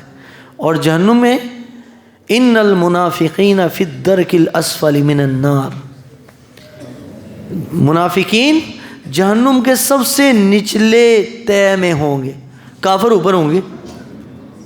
تو حضور نے فرمایا میں نے دیکھا کہ کچھ لوگوں کو آگ کی جوتیاں پہنائی ہوئی تھی، آگ کی جوتیاں، جسم ٹھیک تھا بقایا جہنم میں، لیکن آگ کی جوتیاں تھیں، اور سر ان کا کھول رہا تھا، ابل رہا تھا دماغ۔ تو میں نے پوچھا جبریل یہ کون ہے؟ عرض کیا یا رسول اللہ صلی اللہ علیہ وسلم سب سے ہلکی سزا ہے یہ جہنم کی، سب سے لو کیٹیگری، اور اللہ نے آپ کی امت کے لیے جو سب سے بڑی سزا وہ یہ رکھی ہے، سب سے ہلکی سزا ہے جہنم کی، لیکن حضور کی امت کے لیے جہنم میں یہ سب سے ہلکی سزا امت کے لیے رکھی ہے اور نہیں۔ اور پھر نبی علیہ السلام نے فرمایا کہ کچھ فرشتے میں نے دیکھے کہ وہ فرشتے ایک خون کی ندی کے ارد گرد کھڑے، اور ان سے ایک شخص باہر نکلتا ہے اور پھر پکڑ کے ان کو پتھر فرشتہ مارتا ہے، وہ بندہ نکلتا ہے باہر نکلنے کو، پھر فرشتہ پتھر مارتا ہے، پھر نیچے خون کی ندی جہنم کے اندر۔ تو میں نے پوچھا جبریل یہ کون ہے، یہ کون لوگ ہیں؟ عرض کیا یا رسول اللہ صلی اللہ علیہ وسلم یہ وہ لوگ ہیں جو سودی لین دین کیا کرتے تھے۔ اللہ سے اعلان جنگ ہے، اللہ سے اعلان جنگ ہے۔ ہم دیکھیں میں مولوی ہونے کے باوجود بھی اتنا زور کیوں دیتا ہوں، یار حضور کے نظام آ جائے پاکستان میں، نبی کریم صلی اللہ علیہ وسلم کا سسٹم جو حضور نے بتایا جس دن آئے گا تو پاکستان میں سب سے پہلے سود کی چھٹی ہوگی۔ کیوں؟ فَأَذَنُوا بِحَرْبٍ مِّنَ اللَّهِ وَرَسُولِهِ، اللہ رسول سے اعلان جنگ ہم 75 سال سے کر رہے ہیں، اور ہم کہتے ہیں ہماری معیشت ٹھیک نہیں ہو رہی۔ کیسے ہوگی بھائی؟ جیڑا آندا ہے وہ جناب تو سود پہ لایا انہوں، جو آتا ہے سود پہ لگایا اس نے۔ تو جب چاہے کوئی بھی آ جائے یہاں دودھ و شہد کی نہریں بھی بہا دے، جب تک یہاں پر سودی سسٹم نہیں ختم ہوگا پاکستان میں خیر و برکت نہیں آنے والی۔ ایسے ہی ہم نیچے سے نیچے جائیں گے۔ اور دیکھو سود خور کو جہنم میں فرشتے خون کی ندی، یعنی جہنم کے اندر خون کی ندی، ندی کے اندر وہ بندہ اور اس کو باہر نہیں نکلنے دیں گے۔ خون کی ندی کیوں؟ شارحین نے اس کی وجہ بیان کی، کہا اس لیے کہ لوگوں کے خون پسینے کی حلال کمائی ہوتی ہے، لیکن ناجائز طریقے سے سود لینے والے اس کو ناجائز طریقے سے غصب کرتے ہیں۔ اب وہی دنیا میں لوگوں کا حلال خون نکالا ہوا جو سود کی شکل میں تھا، اللہ نے اب جہنم میں ان کو اس خون کے اندر ہی رکھا ہے، ایتھے ہی رہے ہوں۔ دنیا میں حرام کھانے کی عادت تھی، حرام میں ڈوبے رہنے کی عادت تھی، اب اسی میں رہو۔ پھر نبی علیہ السلام نے فرمایا کہ مجھے کچھ خواتین دکھائی گئی، ان کو ان کے بالوں سے جہنم کے خشک اور خوفناک قسم کے درخت سے جہنم کے اس کے اندر لٹکایا ہوا بالوں سے، اور ان کے پستان کٹے ہوئے۔ تو میں نے پوچھا یہ کون ہے؟ عرض کیا یا رسول اللہ صلی اللہ علیہ وسلم یہ آپ کی امت کی وہ عورتیں ہیں جو جسم پر کپڑے پہننے کے باوجود بھی ننگی رہتی تھی، برہنہ چیسٹ اور بالکل ٹائٹ قسم کے لباس۔ لباس کا معنی کیا ہے؟ کہ جو جسم کو چھپائے، جو جسم کو چھپائے۔ ہمیں بھی شوق ہے ایسی بھی یار ٹیٹ ٹیٹ سے لباس پہنے ہیں جی. اب تو ہمارے مولوی حضرات نے بھی بڑے بڑے عجیب قسم کے لباس شروع کر دیے, ہمارا بھی دل کرتا ہے, لیکن ہم کہتے ہیں یار کھلے ڈلے لباس کو پتہ تو چلے یار, کو کپڑے پہنے. نہیں ادھر تک قمیض آ رہی ہے مولوی صاحب کی ہے جی, پیچھے سے سجدے میں جاتے ہیں تو پیچھے سارا ننگا. یہ کیا بھائی, یہ کوئی کپڑے تھوڑی ہے جی. چست پینٹ پہنی ہوئی ہے, اپنی تو نماز تیری ہو جائے گی بھائی, پیچھے والے دن ہی ہوندی, پیچھے بیگ نظر آ رہا ہے بھائی, شرعی مسئلہ ہے نا. یہ پینٹ سے نفرت پینٹ ہونے کی وجہ سے نہیں ہے, بے پردگی کی وجہ سے. کھلی ڈلی پینٹ ہو پہنے بھائی, ہم کہتے ہو جائے گی نماز, کوئی مسئلہ نہیں. لیکن اب چست سی پینٹ پہنی ہے, وہ بیچارہ رکوع میں جا رہا ہے یا سجدے میں جا رہا ہے تو پیچھے والے کی نہیں ہوگی بھائی. تو حضور نے کیا فرمایا, ان لوگوں ان عورتوں کو جہنم میں اس لیے جلایا گیا, تپایا گیا کہ ان کے جسم کپڑے پہننے کے باوجود بھی کیا تھے جی, برہنہ تھے. اس لیے شریعت نے یہ نہیں کہا کہ کپڑے پہنو یا اس طرح کے پہنو. شریعت کہتی ہے ایسا کپڑا کہ جو جسم کو ڈھانپ دے, جسم کو چھپا دے, ایسا کپڑا ہو. تو کوشش کریں کہ کم از کم اپنا بھی لباس, گھر والوں کا بھی لباس ایسا ہو کہ جو جسم کو چھپائے, چاہے ایک چادر ہو. حضرت جو اصحاب صفہ تھے, اصحاب صفہ کا جو لباس تھا وہ کیسا تھا, ایک چادر ہوتی تھی, ایک چادر اتنی بڑی اور کھلی ڈلی, وہ یہاں پہ باندھ لیتے تھے اور جسم پہ ببول کے کانٹوں کے ساتھ وہ بٹن بنا لیتے تھے, اور وہ ان کا لباس ہوتا تھا, اسی میں نماز پڑھ لیں. کسی نے ان کو نہیں کہا بھئی ایک ہی چادر, لیکن چادر بھی موٹی ہوتی تھی, کھلی ڈلی ہوتی تھی, اور وہ اسی میں نماز پڑھتے تھے, اسی میں آرام کرتے تھے. وہی ان کا کپڑا ہوتا تھا.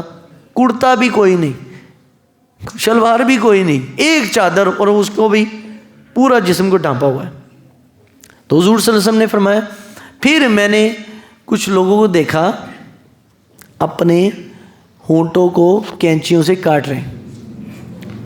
تو پوچھا یا رسول اللہ صلی اللہ علیہ وسلم, حضور نے پوچھا جبریل یہ کون ہے؟ عرض کیا یا رسول اللہ صلی اللہ علیہ وسلم, یہ آپ کی امت کے وہ خطیب ہیں, وہ مقررین ہیں جو لوگوں کو بتاتے تھے, خود عمل نہیں کرتے تھے. حرام بتا رہے ہیں لوگوں کو لیکن خود عمل نہیں ہے. اگر خود مولوی صاحب کا عمل نہیں ہے تو لوگوں کو بتا کے وہ اپنے اوپر وبال ڈال رہا ہے. یا ایھا الذین آمنوا لم تقولون ما لا تفعلون. قرآن کہتا ہے لوگوں کو وہ بات کیوں کہتے جو خود عمل نہیں کرتے. جب میرا خود عمل نہیں ہے تو میں آپ کو بتانے کا مجھے کوئی فائدہ نہیں, فائدہ بلکہ وہ اوپر سے وبال ہے میرے اوپر. کوشش کریں وہی بات جو خود ماں باپ آج کل کے پریشان تو بڑے ہیں اولاد کی وجہ سے, لیکن ان باتوں سے ماں باپ خود بھی نہیں بچتے, تو بچوں نے کیا بچنا ہے. تو نبی کریم صلی اللہ علیہ وسلم نے پھر فرمایا کہ مجھے کچھ لوگ دکھائے گئے جو پتھر پر لیٹتے اپنا سر کچلتے, اور پھر سر کچل کے سر ٹھیک ہوتا دوبارہ, پھر سر کچلتے, حتیٰ کہ وہ یہی کام لگے رہتے. میں نے پوچھا جبریل یہ کون لوگ ہیں؟ عرض کیا یا رسول اللہ صلی اللہ علیہ وسلم یہ وہ لوگ ہیں جو نماز میں سستی کیا کرتے تھے. اب آپ بتائیں بھائیوں, یہاں بیٹھے ہوئے نوجوانوں, میں آپ سے یہ عرض کروں گا, یہ نماز چھوڑنے والے کی بات نہیں کی حضور نے, جو نماز میں کیا کرتے تھے, اچھا پڑھ لیں گے, ابھی پڑھتے ہیں, بعد میں 10 منٹ بعد پڑھتے ہیں, 5 منٹ بعد پڑھتے ہیں, ابھی پڑھتے ہیں, کرتے ہیں, ابھی کپڑے ٹھیک نہیں ہیں جی. یہ آج ہم کہاں پر جا رہے ہیں. کسی کو کہتے ہیں یار آج نماز, اچھا یار وہ میرے ذرا کپڑے خراب, اس کا مطلب تو پلید ہی پھرنا بھائی. تیرے اگر نماز کے قابل کپڑے نہیں ہیں اس کا مطلب تو ناپاک ہی پھر رہا ہے.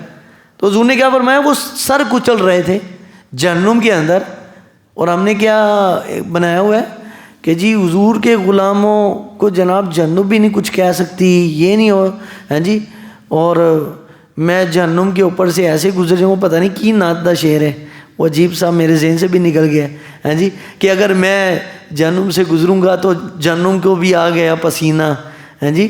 وہ ایسا اب ذہن سے نکل گیا وہ شعر, وہ نعت خان. اور ہمیں عام لوگوں کو بھی او بات ٹھیک ہے جی بخشے جاؤں گے. ایک شخص کو میں نے کہا یار نماز پڑھا کر, او نہیں جی اسی تو سرکار دی امت ہاں تے اسی بخشے جانا ہے. میں کہا ہاں بالکل بے شک، کوئی شک نہیں، بخشے جائیں گے، لیکن پہلے بیٹا ٹھکائی ہونی ہے، پہلے پھینٹی لگنی ہے۔ تو پھینٹی برداشت کرنے کا آپ کے اندر مادہ ہے؟ دنیا میں نے کہا تو 15 پہ کسی کو کال کرے وہ پولیس والے اٹھا کے لے، تو اس کا چھتر نہیں برداشت کرتا تو جہنم کا گرز کیسے برداشت کرے گا؟ جو پولیس کا چھتر نہیں برداشت کر رہا اس نے وہاں کیا کر دیں؟ تو یہ ہم بڑی سستی کر رہے ہیں نماز میں، خصوصاً یہ جو ہم مسجد کے قریب رہتے ہیں نا، اسی گلی میں بڑی سستی یار نماز میں، یقین مانو۔ یہاں پر رہتے ہوئے اس محلے میں شاید گنتی کے کوئی 2-3 بندے ہیں یا 4 ہیں جو نماز پڑھنے آتے، بقایا تھے ایسے ہی، یا نماز ہو رہی ہے وہ باہر بیٹھے، یا نماز ہو رہی ہے وہ باہر گپے مار رہے ہیں۔ تو یاد رکھے یہ بڑا عذاب ہے۔ اور بے نمازی جو شخص ہے نا، حضور غوث پاک کا تو فتویٰ ہے بھائی، سرکار غوث پاک کیونکہ ہماری طرح حنفی نہیں نا، غوث پاک حنبلی ہیں، اور ان کا فتویٰ اپنے امام کے مطابق ٹھیک ہے۔ امام احمد بن حنبل نے بھی فرمایا، حضور غوث پاک نے بھی فرمایا کہ جو بے نمازی شخص ہے، جس کو نماز پڑھتے لوگوں نے نہیں دیکھا ہے، کدی کتھے آگے عید یا جمعہ دا جمعہ، فرمایا ایسے بندے کو مسلمان کے قبرستان میں دفن ہونے کی اجازت نہیں ہے۔ یہ میں نہیں کہہ رہا بھائی، کون کہہ رہے؟ 11ویں والے پیر، جن کی 11ویں ہم دلاتے ہیں، ان کا فتویٰ نماز کے بارے میں اتنا سخت ہے۔ ہمارا امام ابو حنیفہ کا فتویٰ پھر بھی بڑا نرم ہے، وہ کہتے ہیں یار اگر کبھی رہ جائے تو کوئی بات نہیں، ان کو مسلمانوں کے ساتھ ہی دفنائیں گے، وہ ہے مسلمان ہی، لیکن غوث پاک فرماتے ہیں میرے نزدیک وہ مسلمان نہیں ہے، اس کو مسلمان کے قبرستان میں دفن ہونے کی اجازت بھی کوئی نہیں۔ تو حضور نبی کریم صلی اللہ علیہ وسلم کو جہنم کے بہت سارے مشاہدات۔ پھر اس کے بعد اب یہ معراج کا یہ دوسرا حصہ ہے، اب اس کے بعد تیسرا سدرۃ المنتہا۔ سدرۃ المنتہا پہ جا کے حضرت جبریل امین کی بھی بحث ہو گئی، اس سے آگے حضرت جبریل امین کی بھی بحث ہو گئی، اور ایک نور کا ایک حالہ آیا، سمجھے، بادل کی شکل میں نور، ایک نور تھی، روشنی تھی، لیکن اس نور کی روشنی کی کیفیت کسی کو معلوم نہیں تھی۔ تھک تو نہیں گئے بھائی سارے؟ میں کہا یار بار بار ہل جل رہے ہیں آپ لوگ، تو لگتا ہے کوئی بے ذوقی سی آ گئی ہے، تو اگر آپ کہتے ہیں تو میں ادھر ہی بس کرتا ہوں بھائی۔ تو حضور علیہ السلام نے فرمایا کہ جبریل علیہ السلام کے عرض کے یا رسول اللہ صلی اللہ علیہ وسلم اگر ایک قدم بھی آگے بڑھایا تو میرے پر جل کے راکھ ہو جائیں گے، میں یہ انوارات و تجلیات کو برداشت نہیں کر سکتا، یہ تجلی میں برداشت نہیں کر سکتا۔ اور یاد رکھے تجلی ہوتی کیا ہے؟ فلما تجلی ربہ للجبل، جب پہاڑ پر تجلی پڑی۔ تجلی کیا ہوتی ہے؟ تجلی، نور، فیض، ہم نے یہ ہر چیز کو ایک ہی رنگ دیا ہوا ہے، تجلی بھی وہی ہے، نور بھی وہی ہے، تو فیض بھی وہی ہے۔ فیض، نور، تجلی تینوں کا علیحدہ علیحدہ مطلب ہے۔ نور بولتے ہیں عام روشنی کو، سورج کی روشنی، بلب کی روشنی، موبائل کی روشنی، کسی بھی شے کی جو روشنی ہے اس کو نور کہہ سکتے ہیں، جو بھی چیز روشنی پیدا کرتی ہے۔ فیض، تجلی، ان میں فرق ہے۔ تجلی کیا ہوتی ہے؟ تجلی کسی نور کو انڈائریکٹ طریقے سے لینا، نور کو، روشنی کو انڈائریکٹ طریقے سے لینا۔ اب میں آپ کو سمجھاتا ہوں، جب دن کے ٹائم سورج نکلا ہوتا ہے تو کبھی اگر محسوس کریں تو یہاں پر یہ جو شیشہ ہے، یہاں پر سورج کی جو کرن پڑتی ہے، یہ پڑ شیشے پہ رہی ہے، شیشے کو پڑھ کے جب دوسری طرف جاتی ہے نا روشنی تو منعکس ہوتی ہے، اس کو عربی میں بولتے ہیں تجلی۔ نبی علیہ الصلوۃ والسلام نے فرمایا کہ تجلیات الہی، صفات اللہ کی صفات اور ذات کی تجلیات تھیں۔ نور انڈائریکٹ طریقے سے آ رہا تھا، انڈائریکٹ طریقے سے، ڈائریکٹ نہیں، وہاں بھی انڈائریکٹ تھا، لیکن حضور انڈائریکٹ کے لیے تو نہیں گئے تھے، انڈائریکٹ تو حضرت موسیٰ کو بھی ملا۔ فلما تجلی ربہ للجبل، پہاڑ پر اللہ نے تجلی ڈالی، اور حضرت موسیٰ کے لیے تجلی صفاتی تجلی تھی۔ اللہ کے یہ جو نام آپ پڑھ رہے ہیں، یہ جو اللہ کے نام، اللہ کے ہر نام کا ایک نور ہے، اور اس نور کے اوپر ہزاروں لاکھوں تجلیات ہیں، ایک نور کی لاکھوں کروڑوں تجلیات۔ بلکہ حضرت امام ربانی مجدد السلام فرماتے ہیں بہت ساری تجلیات تو مجھے ایسی معلوم ہے کہ جس کو میں سمجھ بیٹھا تھا میں اصل نور تک پہنچ گیا، لیکن وہ بھی تجلی تھی۔ جب صفات کی تجلی پر کوئی نہیں پہنچ سکا تو ذات تک کیسے پہنچ پاؤ گے؟ تو حضرت مجدد فرماتے ہیں کہ ہر اللہ کے نام کا ایک نور، اور نور کے نیچے لاکھوں تجلیات، لاکھوں تجلیات ہیں۔ اب پتہ نہیں کتنی تجلیات تھی جو نبی علیہ الصلوۃ والسلام تک پہنچی۔ حضرت جبریل کون سی تجلی کی بات کر رہے ہیں؟ اگر لگ جائے تو جل کے راکھ ہو جاؤں گا۔ تو حضور کے لیے وہ ایک نور کا ایک حالات آیا، اور نبی علیہ الصلوۃ والسلام اس حالے میں جا کر کہ سدرہ سے آگے کا رستہ حضور جانتے۔ تو نبی کریم رؤوف الرحیم صلی اللہ علیہ وسلم تشریف لے کے، اور وہاں پر ثم دنا فتدلی فکان قاب قوسین او ادنی فاوحی الی عبدہ ما اوحی۔ اللہ تعالیٰ کی ذات بلا کیف، معلوم نہیں اس کی کیفیت، معلوم نہیں۔ اللہ کے حضور اس قدر قریب ہوئے،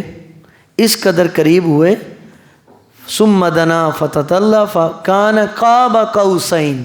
قاب قوسین، قوس بولتے ہیں ایسی تیر، وہ جو کمان ہوتی ہے، کمان کو آپ 2 باری کر لیں تو بالکل گول ہو جائے گا۔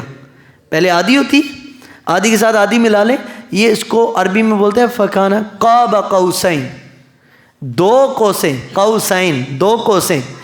اتنے حضور قریب ہوئے کہ 2 کمانوں کے جتنا فاصلہ تھا، اور نبی علیہ الصلوۃ والسلام نے فرمایا رأیت رب، میں نے اپنی آنکھ سے اپنے رب کو دیکھا، اپنے آنکھ سے اپنے رب کو دیکھا، اور فرمایا میرا رب بہت زیادہ حسین ہے، اور فرمایا صحابہ تمہیں بھی اپنے رب کا دیدار ہوگا، اور تم قیامت کو اپنے رب کو ایسا دیکھو گے جیسے 14ویں کا چاند سامنے دیکھتے ہو۔ میں جس طرح 14ویں کے چاند دیکھنے میں آنکھوں کے اندر کوئی جھجک نہیں آتی، بندہ بغیر کسی تکلیف کے، بغیر کسی مشقت کے آرام سے دیکھ سکتا ہے، اس طرح تم رب کو بھی بلا کیف دیکھو گے۔ تو نبی علیہ الصلوۃ والسلام نے فرمایا اللہ رب العالمین جل وعلا نے اپنا دست قدرت، اب رب کا دست قدرت، اللہ کا جو ہے ذات لیس کمثلہ شیء، اللہ کی مثال دنیا کی کوئی شے نہیں ہو سکتی، اللہ کی مثال کوئی شے۔ رب جو دست قدرت ہوتا ہے نا، اللہ نے جیسے اپنے نبی کے بارے میں، اب میں مثال آپ کو یہاں پر سمجھانے کے لیے دوں گا، ویسے رب کی کوئی مثال نہیں ہے، لیکن آپ کی عقل کے مطابق جیسے رب نے قرآن مجید میں فرمایا کہ اے نبی صلی اللہ علیہ وسلم آپ کے ہاں ید اللہ فوق ایدیہم، اللہ کا ہاتھ آپ کے ہاتھوں پر، مطلب اللہ کی مدد، اس کا علماء نے تشریح کی، اللہ کی مدد، اللہ کی ہیلپ۔ تو نبی علیہ السلام فرمایا اللہ کی ایک ایسی امداد میرے اوپر ہوئی، اللہ کا دست قدرت ایسے ہوا کہ میرے سینے پر، نبی علیہ السلام نے فرمایا اللہ تبارک تعالیٰ کا دست قدرت ظاہر ہوا، اور رب کیونکہ نور ہے، اللہ کے لیے کوئی جسم نہیں ہے، لیکن فرمایا وہ کیفیت میں نے اپنے سینے میں محسوس کی، اور میں نے اپنے سینے جب اللہ کی وہ انوارات و تجلیات میرے سینے پر آئیں تو فرمایا میں نے علمت علم الاولین والآخرین، علم الاولین جو کچھ ہو چکا اور جو کچھ ہوگا سب کچھ مجھ پر کھل گیا۔ یہ جو ابھی انہوں نے نعت پڑھی ہے، جو ہو چکا ہے جو ہوگا حضور جانتے ہیں، یہ ایسے نہیں، اصل میں معراج شریف کی ترجمانی ہے یہ شعر میں، حضور کو اللہ تعالیٰ نے اتنا علم عطا فرمایا، لیکن بہت سارے حقائق حضور پر چھپائے بھی رکھے حکمت کی وجہ سے، جیسے حضرت بی بی عائشہ والا واقعہ ہے، اور بھی کئی واقعات ہیں۔ وجہ اس کی ایک ہے، وہ یہ ہے کہ اللہ تعالیٰ بعض اوقات خود چاہتا ہے کہ اپنے محبوب کی زبان سے نہیں، میں خود اپنی زبان اپنی ذات کی طرف سے اس چیز کی ترجمانی اور اس چیز کی شان کو بیان کروں۔ تو بیٹا وہ چھوٹے باتیں نہیں کر۔ تو نبی کریم صلی اللہ علیہ وسلم نے تب پھر اللہ تبارک تعالیٰ سے بہت راز و نیاز کی باتیں بھی کی۔ تو نبی علیہ الصلوۃ والسلام فرمایا کہ 2 دفعہ تو اللہ تبارک تعالیٰ سے بالمشافہ ملاقات ہوئی، بلا حجاب ذات باری تعالیٰ، اور ایسی جگہ جس کو لامکاں کہتے ہیں، سر لامکاں سے طلب ہوئی، سوئے منتہا وہ چلے نبی، کوئی حد ہے ان کے عروج کی، صلو علیہ وآلہ۔ حضور کے عروج کی کوئی حد نہیں ہے، معراج ہے نا عروج۔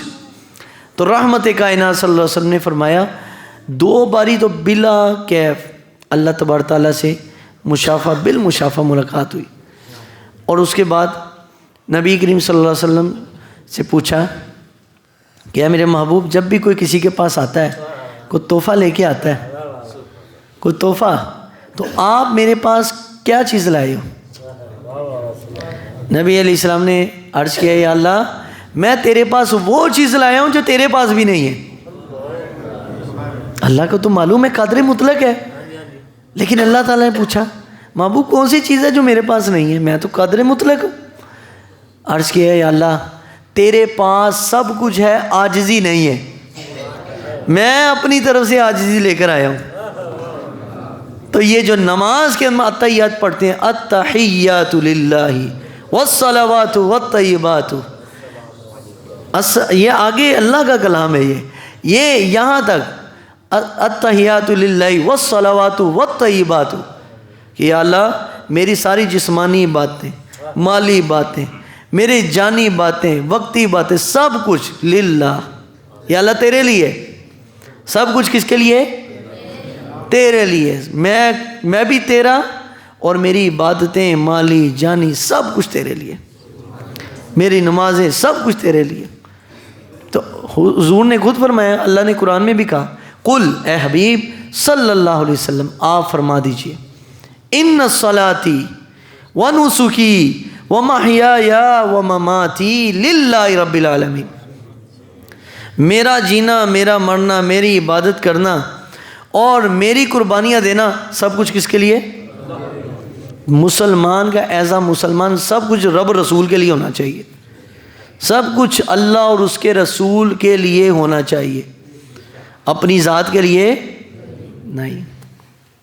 تو رحمت اللہ علیہ صلی اللہ علیہ وسلم کو پھر اللہ تعالیٰ نے فرمایا السلام علیکہ ایہا النبی ورحمت اللہ وبرکاتہ، السلام علینا وعلی عباد اللہ الصالحین۔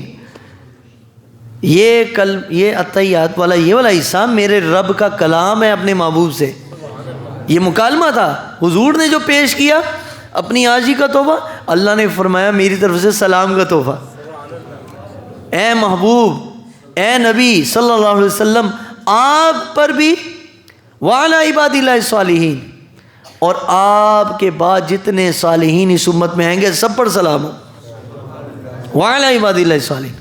پھر اشہد ان لا الہ الا اللہ واشہد ان محمد عبدہ ورسولہ، پھر یہ فرشتوں نے کہا، ہم گواہی دیتے ہیں اشہد ان لا الہ الا اللہ، ہم کہتے ہیں کہ اللہ کے سوا کوئی عبادت کے لائق نہیں، واشہد ان محمد عبدہ ورسولہ، کہ بے شک محمد صلی اللہ علیہ وسلم اللہ کے سچے بندے اور رسول ہیں۔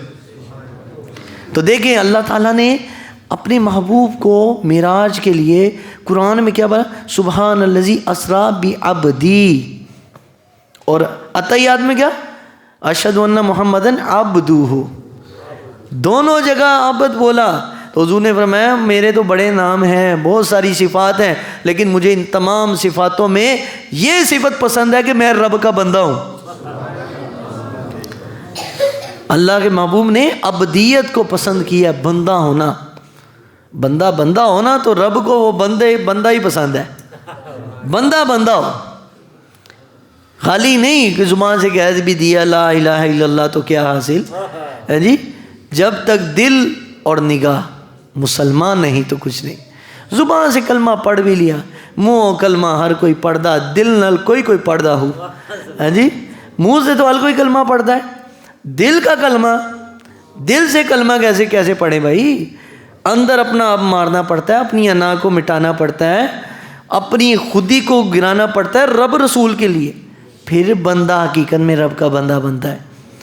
تو نبی کریم صلی اللہ علیہ وسلم کو اللہ تعالیٰ نے فرمایا محبوب ہم آپ کو ایک تحفہ دیں گے کہ جو آپ کو ابھی لفظ بولے ہیں وہ آپ ہر نماز میں کہہ سکیں گے اور دن میں 50 باری کہہ سکیں گے, 50 باری. تو نبی علیہ الصلوۃ والسلام, اللہ کا تحفہ تھا, نبی علیہ الصلوۃ والسلام 50 نمازیں اور 6 ماہ کے روزے لے کر واپس تشریف لائے, 7ویں آسمان پر آئے.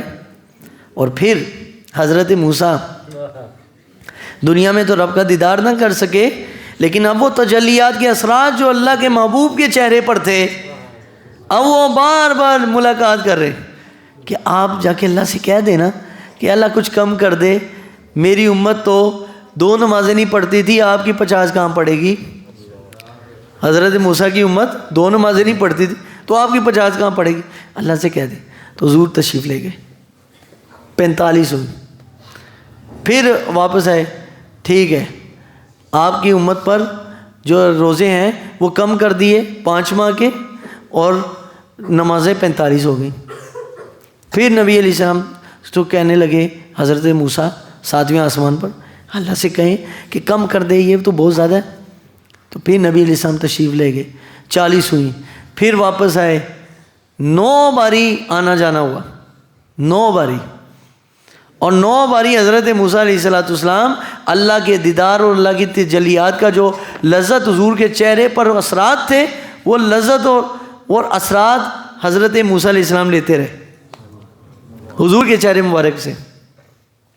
تو نبی کریم صلی اللہ علیہ وسلم خیر واپس تشریف لائے تو حضرت موسیٰ سے کہنے لگے کہ اب مجھ سے یا موسیٰ مجھے شرم آتی ہے کہ رب نے 50 سے 5 کر دی, 6 ماہ سے 1 مہینے کے روزے کر دیے, اب مجھے شرم آتی ہے کہ میں جاؤں. تو نبی کریم صلی اللہ علیہ وسلم سے اللہ نے فرمایا محبوب آپ کی امت 5 نمازیں پڑھے گی, روزے 1 مہینے کے رکھے گی, لیکن ہم 50 نمازوں کا ثواب دیں گے اس کے عوض, اور 6 مہینوں کے روزے کا ثواب دیں گے. روزے 1 مہینے کے, ثواب 6 مہینوں کا. دنیا میں بھی کچھ کمپنیاں وہ لگاتی ہیں نا آفر, بائی 1 گیٹ 1 فری. اللہ نے کہا بائی 5 گیٹ 15 فری. ہاں جی 5 نمازیں پڑھو تو 50 کا ثواب ہے. کوئی کسی کمپنی کی آفر نہیں ہے, یہ میرے رب کی رحمت کی آفر ہے. تو نبی کریم صلی اللہ علیہ وسلم پھر وہاں سے تشریف لائے واپس. جب دنیا میں تشریف لائے تو رحمت للعالمین صلی اللہ علیہ وسلم جب اپنے گھر مکہ شریف میں اپنے حجرے میں واپس تشریف لائے تو ابھی جب حضور گئے تھے معراج پر تو اسی وقت ہی اللہ تعالیٰ نے دنیا کا معاملہ جام کر دیا تھا. جہاں وضو کیا وضو کا پانی ابھی چل رہا تھا, نالی میں وضو کے پانی کی جو نالی بنائی تھی اس میں پانی ابھی چل رہا تھا. ابھی وہ کنڈی جو حضور علیہ الصلوۃ والسلام بند دروازہ کر کے ہل رہی تھی, جب حضور واپس آئے ابھی وہ کنڈی بھی ہل رہی تھی اور دنیا کا معاملہ وہیں رکا تھا. بہرحال صبح ہوئی تو حضرت سیدنا رسول اللہ علیہ الصلوۃ والسلام نے مکہ کے کفار کو یہ کہا کہ رات کو نا اللہ تعالیٰ نے مجھے جو ہے وہ اپنا دیدار بھی کرایا ہے, میں اللہ کے پاس گیا ہوں 7 آسمان. انہوں نے کہا اتنے تھوڑے وقت میں کیسے ہو سکتا ہے؟ کافر تو دلیل ہی مانگتا ہے نا. ہاں جی وہ بابے بلے شاہ کے بھی شعر ہے نا, عاشقاں دا کم من لینا تے منکراں لی انکار بنے. ہاں جی عاشقوں کا کام تو مان لینا. اب بات جی انہوں نے شور مچانے شروع کیا, یہ کیسے ہو سکتا ہے؟ اور گئے حضرت ابو صدیق کا دروازہ کھڑکایا. ابو جہل کہنے لگا جی کوئی ایک شخص ہے کہ جو کہتا ہے کہ میں ایک رات میں گیا 7 آسمان پھرے, وہاں مسجد اقصیٰ گیا, یہ کیا وہ کیا, جنت دیکھی دوزخ دیکھی, یہ سارے معاملات ہوئے, تو کیا یہ ممکن ہے؟ صدیق اکبر پہلے خاموش ہوئے, پھر فرمایا ہاں ممکن ہے اگر میرا نبی کہے. ممکن ہے اگر میرا نبی یہ کہے تو کہاں تمہارے نبی نے یہ کہا ہے؟ تو کہاں حضور نے فرمایا تو بس سچ ہے. ہم نے تو ان کے کہنے سے رب کو مان لیا, تو جنت و دوزخ کیا چیز ہے؟ ان کے کہے سے تو ہم نے رب کو مانا ہے. تو نبی کریم صلی اللہ علیہ وسلم کا سفر میں رہا. پھر کفار نے خیر ایک بات کہی تھی کہ اچھا بتائیں رستے میں کہ وہاں پر کتنے مسجد اقصیٰ کی کتنی کھڑکی ہیں, کتنے دروازے ہیں, اور وہ کتنی بڑی ہے, اندازتاً بتائیں. تو حضور نے فرمایا کہ جب میں معراج پر گیا تھا سفر مسجد اقصیٰ پر, تو تب میں نے اس کے دروازے نہیں گنے. او بیٹا چپ, میں نے اس کے دروازے نہیں گنے.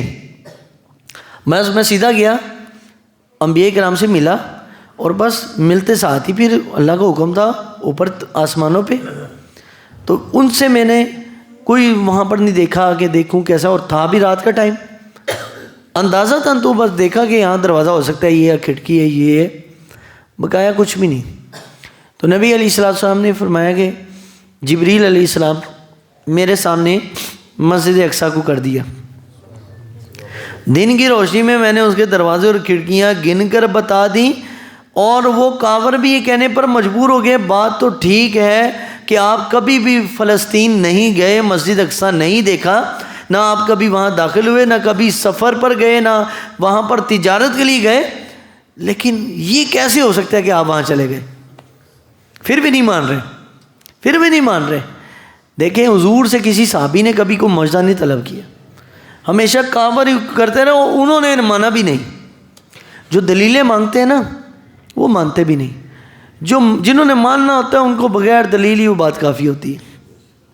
وہ کہتے ہیں بات کہہ دینا بھی کافی ہے. تو نبی کریم صلی اللہ علیہ وسلم نے پھر اپنے صحابہ کو بتایا ایک مرتبہ, جانتے ہو میں نے معراج پہ کیا دیکھا, کن لوگوں کو جنت میں دیکھا, کن کو دوزخ میں دیکھا؟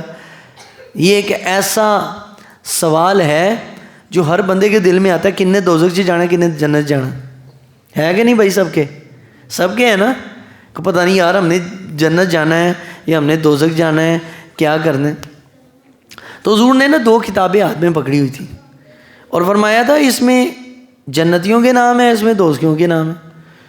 پتہ نہیں حضور کے پاس وہ کتاب کہاں سے آئی. اس کے بعد حضور کے پاس وہ کتاب بھی نہیں تھی, لیکن ایک معجزہ ہوا. پوچھا یا رسول اللہ صلی اللہ علیہ وسلم اس میں جنتیوں کے نام, اس میں دوزخیوں کے نام, 2 کتابوں میں. حضرت عمر کہنے لگے حضور نماز کی اب کوئی ضرورت نہیں, بس جب فیصلہ ہو چکا ہے کہ جنت اس نے جانا ہے, اس نے دوزخ میں جانا ہے, تو بھائی نماز کی کیا ضرورت ہے؟ بس چھوڑو, پھر جس نے نماز پڑھے بغیر جانا ہوگا وہ چلے جائے گا, جس نے جہنم جانا ہوگا وہ نماز پڑھ کے بھی چلا جائے گا. کتنا بڑا سوال ہے یہ. پورا گیس نہیں دیا حضور نے, پورا پرفیکٹ دیا ہے, گیس نہیں دیا کہ ہو سکتا ہے یہ بات ہو, نہیں ہونے والی نہیں. حضور نے فرمایا ایسا ہی ہوگا, یہ جو بات لکھی ہوئی ہے اس میں جنتیوں کے نام, اور صحابہ نے بھی مان لیا. پھر پوچھا یا رسول اللہ صلی اللہ علیہ وسلم کس نے جنت جانا ہے, کس نے دوزخ جانا ہے؟ یہ بات اور معراج شریف میں جو حضور نے آنکھوں سے دیکھا, یہ دونوں باتیں ملا کے میں آپ کو بتاتا ہوں. نبی علیہ السلام نے فرمایا کہ صحابہ جب میں دوزخ گیا نا, دوزخ میں نے کن لوگوں کو کثرت سے دیکھا. ایک تو نام آتا ہے نا عورتوں کا, کہ عورتیں بڑی تھیں, لیکن عورتوں کا مطلب یہ نہیں کہ ساری عورتیں ایسا نہیں. عورتیں تھیں, کثرت میں تھیں, بندے بھی تھے, لیکن عادت کے لحاظ سے کثرت میں عادت والے کون تھے؟ کون سی عادت والے لوگ جہنم میں کثرت سے تھے؟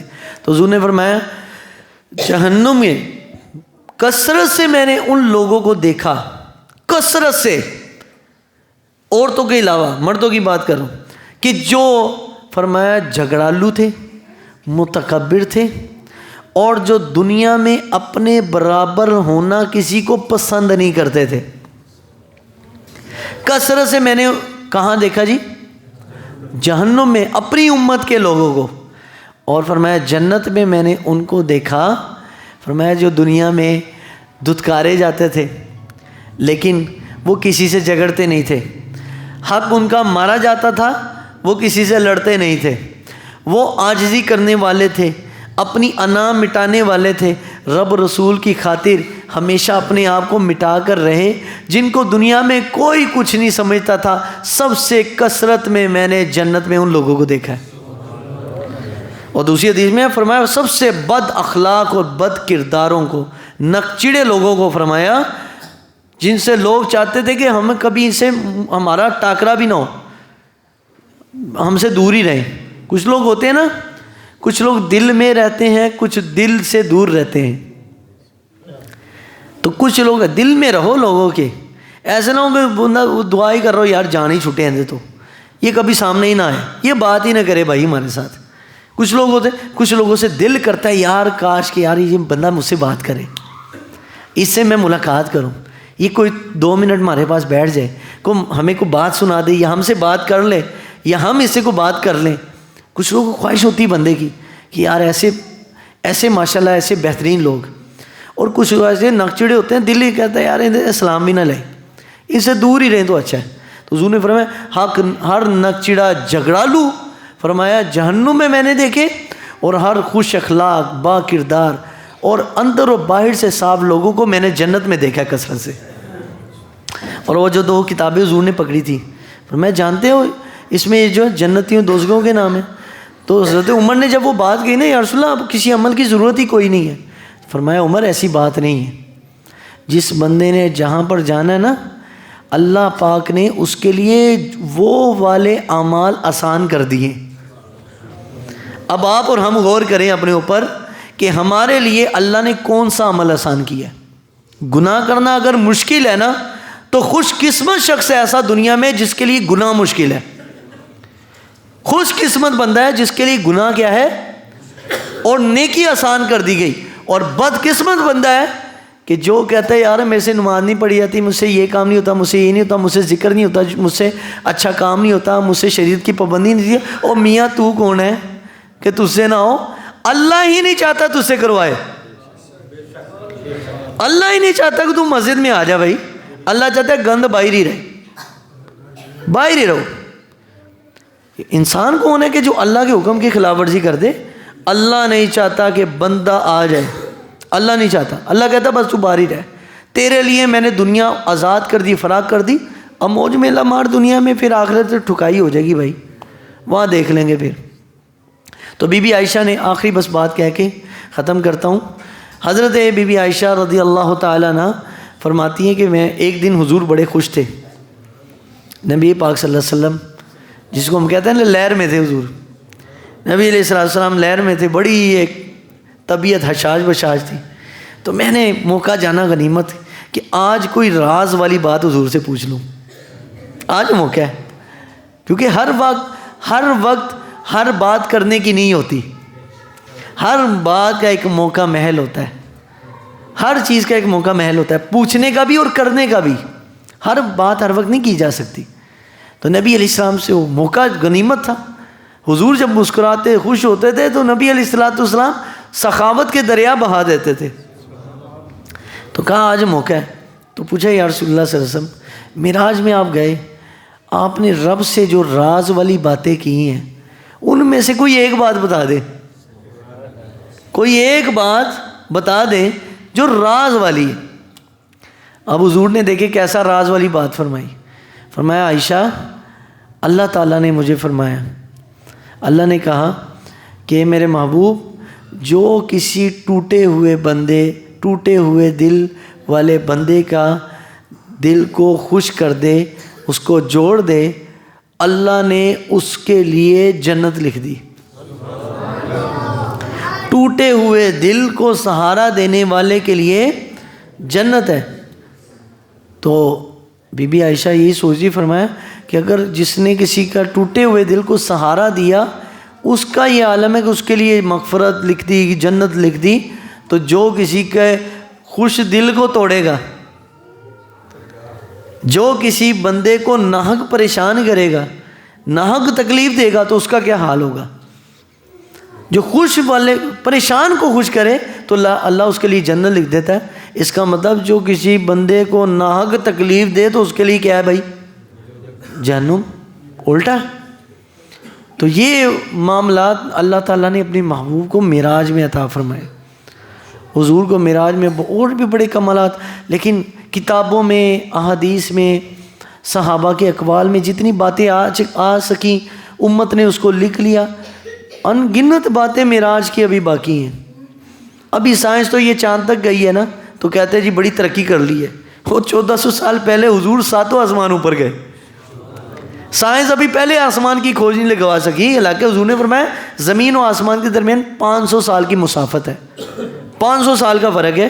پہلے زمین و آسمان، پھر دوسرا زمین و آسمان، پھر تیسرا، ایسے ہی اوپر بھی ایک زمین ہے ایک آسمان ہے، جیسے دنیا میں، اس طرح اس کے اوپر، اس طرح اس کے اوپر، یہ 7 زمین پے در پے، 7 زمین آسمان، پھر بیت المعمور، پھر اللہ کا عرش ہے، لوح ہے، قلم ہے، کرسی ہے، اور جو نور کی ایک کرسی، اس نور کی کرسی کے اندر یہ 7 زمین و آسمان اور جنت و دوزخ ہے۔ اب آپ اندازہ لگائیں اللہ کی کائنات کتنی بڑی ہے۔ تو حضور نے فرمایا کہ اللہ کی چراگاہ اتنی بڑی ہے کہ ایک لقمے میں، ایک لقمے، کس میں؟ ایک لقمے میں اللہ کی چراگاہ کے جانور ایک لقمے میں ساری زمین و آسمان کو ہڑپ کر جائے۔ ساری کائنات یعنی لوح و قلم کرسی، اس کرسی کے نیچے یہ 7 زمین و آسمان، جنت و دوزخ اس کے نیچے، اور کرسی سے اوپر رب کا عرش، اور عرش سے آگے لا مکان، لا مکان سے آگے رب کی زیارت۔ اب بعض لوگ یہ کہتے ہیں جی اتنی دور کیوں بلایا تھا، اتنی دور کیوں بلایا تھا، رب نے اپنے محبوب کو دنیا میں بھی نظارہ کروا سکتا تھا۔ تو یاد رکھیے جو بھی کسی چیز کا موجد ہے نا، وہ چیز کے اندر نہیں آیا کرتا۔ جو بھی کسی چیز کا موجد ہے، جس نے موبائل بنایا ہے یا جس نے ریڈیو بنایا ہے یا ٹی وی بنایا ہے، کیا وہ ٹی وی کے اندر آ سکتا ہے؟ بولیے۔ جس نے وہ چیز ایجاد کی ہے وہ اس کے اندر نہیں آ سکتا، وہ اس کے باہر ہی ہوا کرتا ہے۔ رب نے ساری کائنات کو تخلیق کی ہے، اور وَإِذَا قَضَىٰ أَمْرًا فَإِنَّمَا يَقُولُ لَهُ كُن فَيَكُن۔ ایک لفظ کن کے ساتھ بنا ہے سب کچھ، ایسا نہیں کہ اللہ نے محنت کی ہے، ایک لفظ کن ہوا سب کچھ بن گیا، لیکن بنا ترتیب کے ساتھ ہے، ایک دم نہیں بنا، مطلب دنوں کے ساتھ، 7 دن اور رات میں بنا ہے۔ اور یہ زمین و آسمان یہ رب العالمین کے ایک لفظ کن کے ساتھ بنا۔ تو اللہ تبارک تعالیٰ کی ذات اتنی بڑی ہے، اتنی بڑی ہے کہ زمین و آسمان اللہ کی ذات کو نہ سما سکتی ہے نہ برداشت کر سکتی ہے۔ تو بھائی رب دنیا میں کیسے آ سکتا ہے؟ اللہ نہیں آ سکتا، اللہ کی ذات بہت بڑی ہے، اور یہ تو ہمیں قیامت کو ادراک تو ہو ہی نہیں سکتا۔ اللہ کی ذات کا ادراک کسی کو بھی نہیں ہو سکتا، اندازہ بھی نہیں ہو سکتا کہ رب کی ذات کیسی ہے۔ بس حضور نے فرمایا اللہ کا نور ہے، اور بلکہ نبی علیہ السلام نے تو بات یہاں پہ ختم کر دی، فرمایا کہ جس نے مجھے دیکھا، من رآنی فقد رأى الحق، جس نے مجھے دیکھ لیا اس نے اپنے رب کو دیکھ لیا۔ مطلب حضور کو دیکھنے سے اس کو اللہ کی ربوبیت کا اندازہ ہو گیا کہ حضور کی ذات اتنی وراء الورا ہے تو رب کتنا وراء الورا ہوگا، جو عقل میں نہیں آ سکتا۔ تو بہرحال اللہ کی بارگاہ میں دعا ہے اللہ پاک ہم سب کو عمل کی توفیق عطا فرمائے، اور ہم سب کو صحیح معنوں میں نبی پاک صلی اللہ علیہ وسلم کی کامل محبت عطا فرمائے۔ تو دیکھیں دوستو، حضور کو اللہ نے نماز اور روزہ دینے کے لیے آسمان پہ بلایا، اور سارے احکامات زمین پر اترے، لیکن یہ 2 تحفے آسمانوں پہ ملے۔ تو ہمیں ان 2 تحفوں کی قدر ہی کوئی نہیں، نہ نماز کی قدر، نہ ہمیں روزوں کی قدر۔ کوشش کریں یار، زندگی کا پتہ کوئی نہیں کب اللہ کی طرف سے بلاوا آ جائے۔ ہاں جی، بہت سارے لوگ پچھلے سال معراج پہ تھے، اب نہیں ہیں دنیا میں، قبر کی تہوں میں چلے گئے، اندھیروں میں چلے گئے۔ ہم نے بھی ایک دن چلے جانا ہے، پتہ کوئی نہیں ہے۔ ہاں جی، موت نہ چھڈے پیر پیغمبر، موت کسی کو نہیں چھوڑتی، موت نہ جوان کو چھوڑتی ہے، نہ وہ بچوں کو چھوڑتی ہے، نہ بڑے کو چھوڑتی ہے، موت کسی کو نہیں چھوڑتی۔ موت کے لیے ہم ایک اللہ کا حکم آ جائے بس ختم وہیں پہ۔ تو کوشش کریں یار، اپنی آخرت کی پرواہ کریں، آخرت کی فکر کریں، اور اپنے عمل کو، کردار کو درست کرنے کی کوشش کریں۔ اللہ ہمیں عمل کی توفیق عطا فرمائے۔ درود السلام کے لیے کھڑے ہو جائیں۔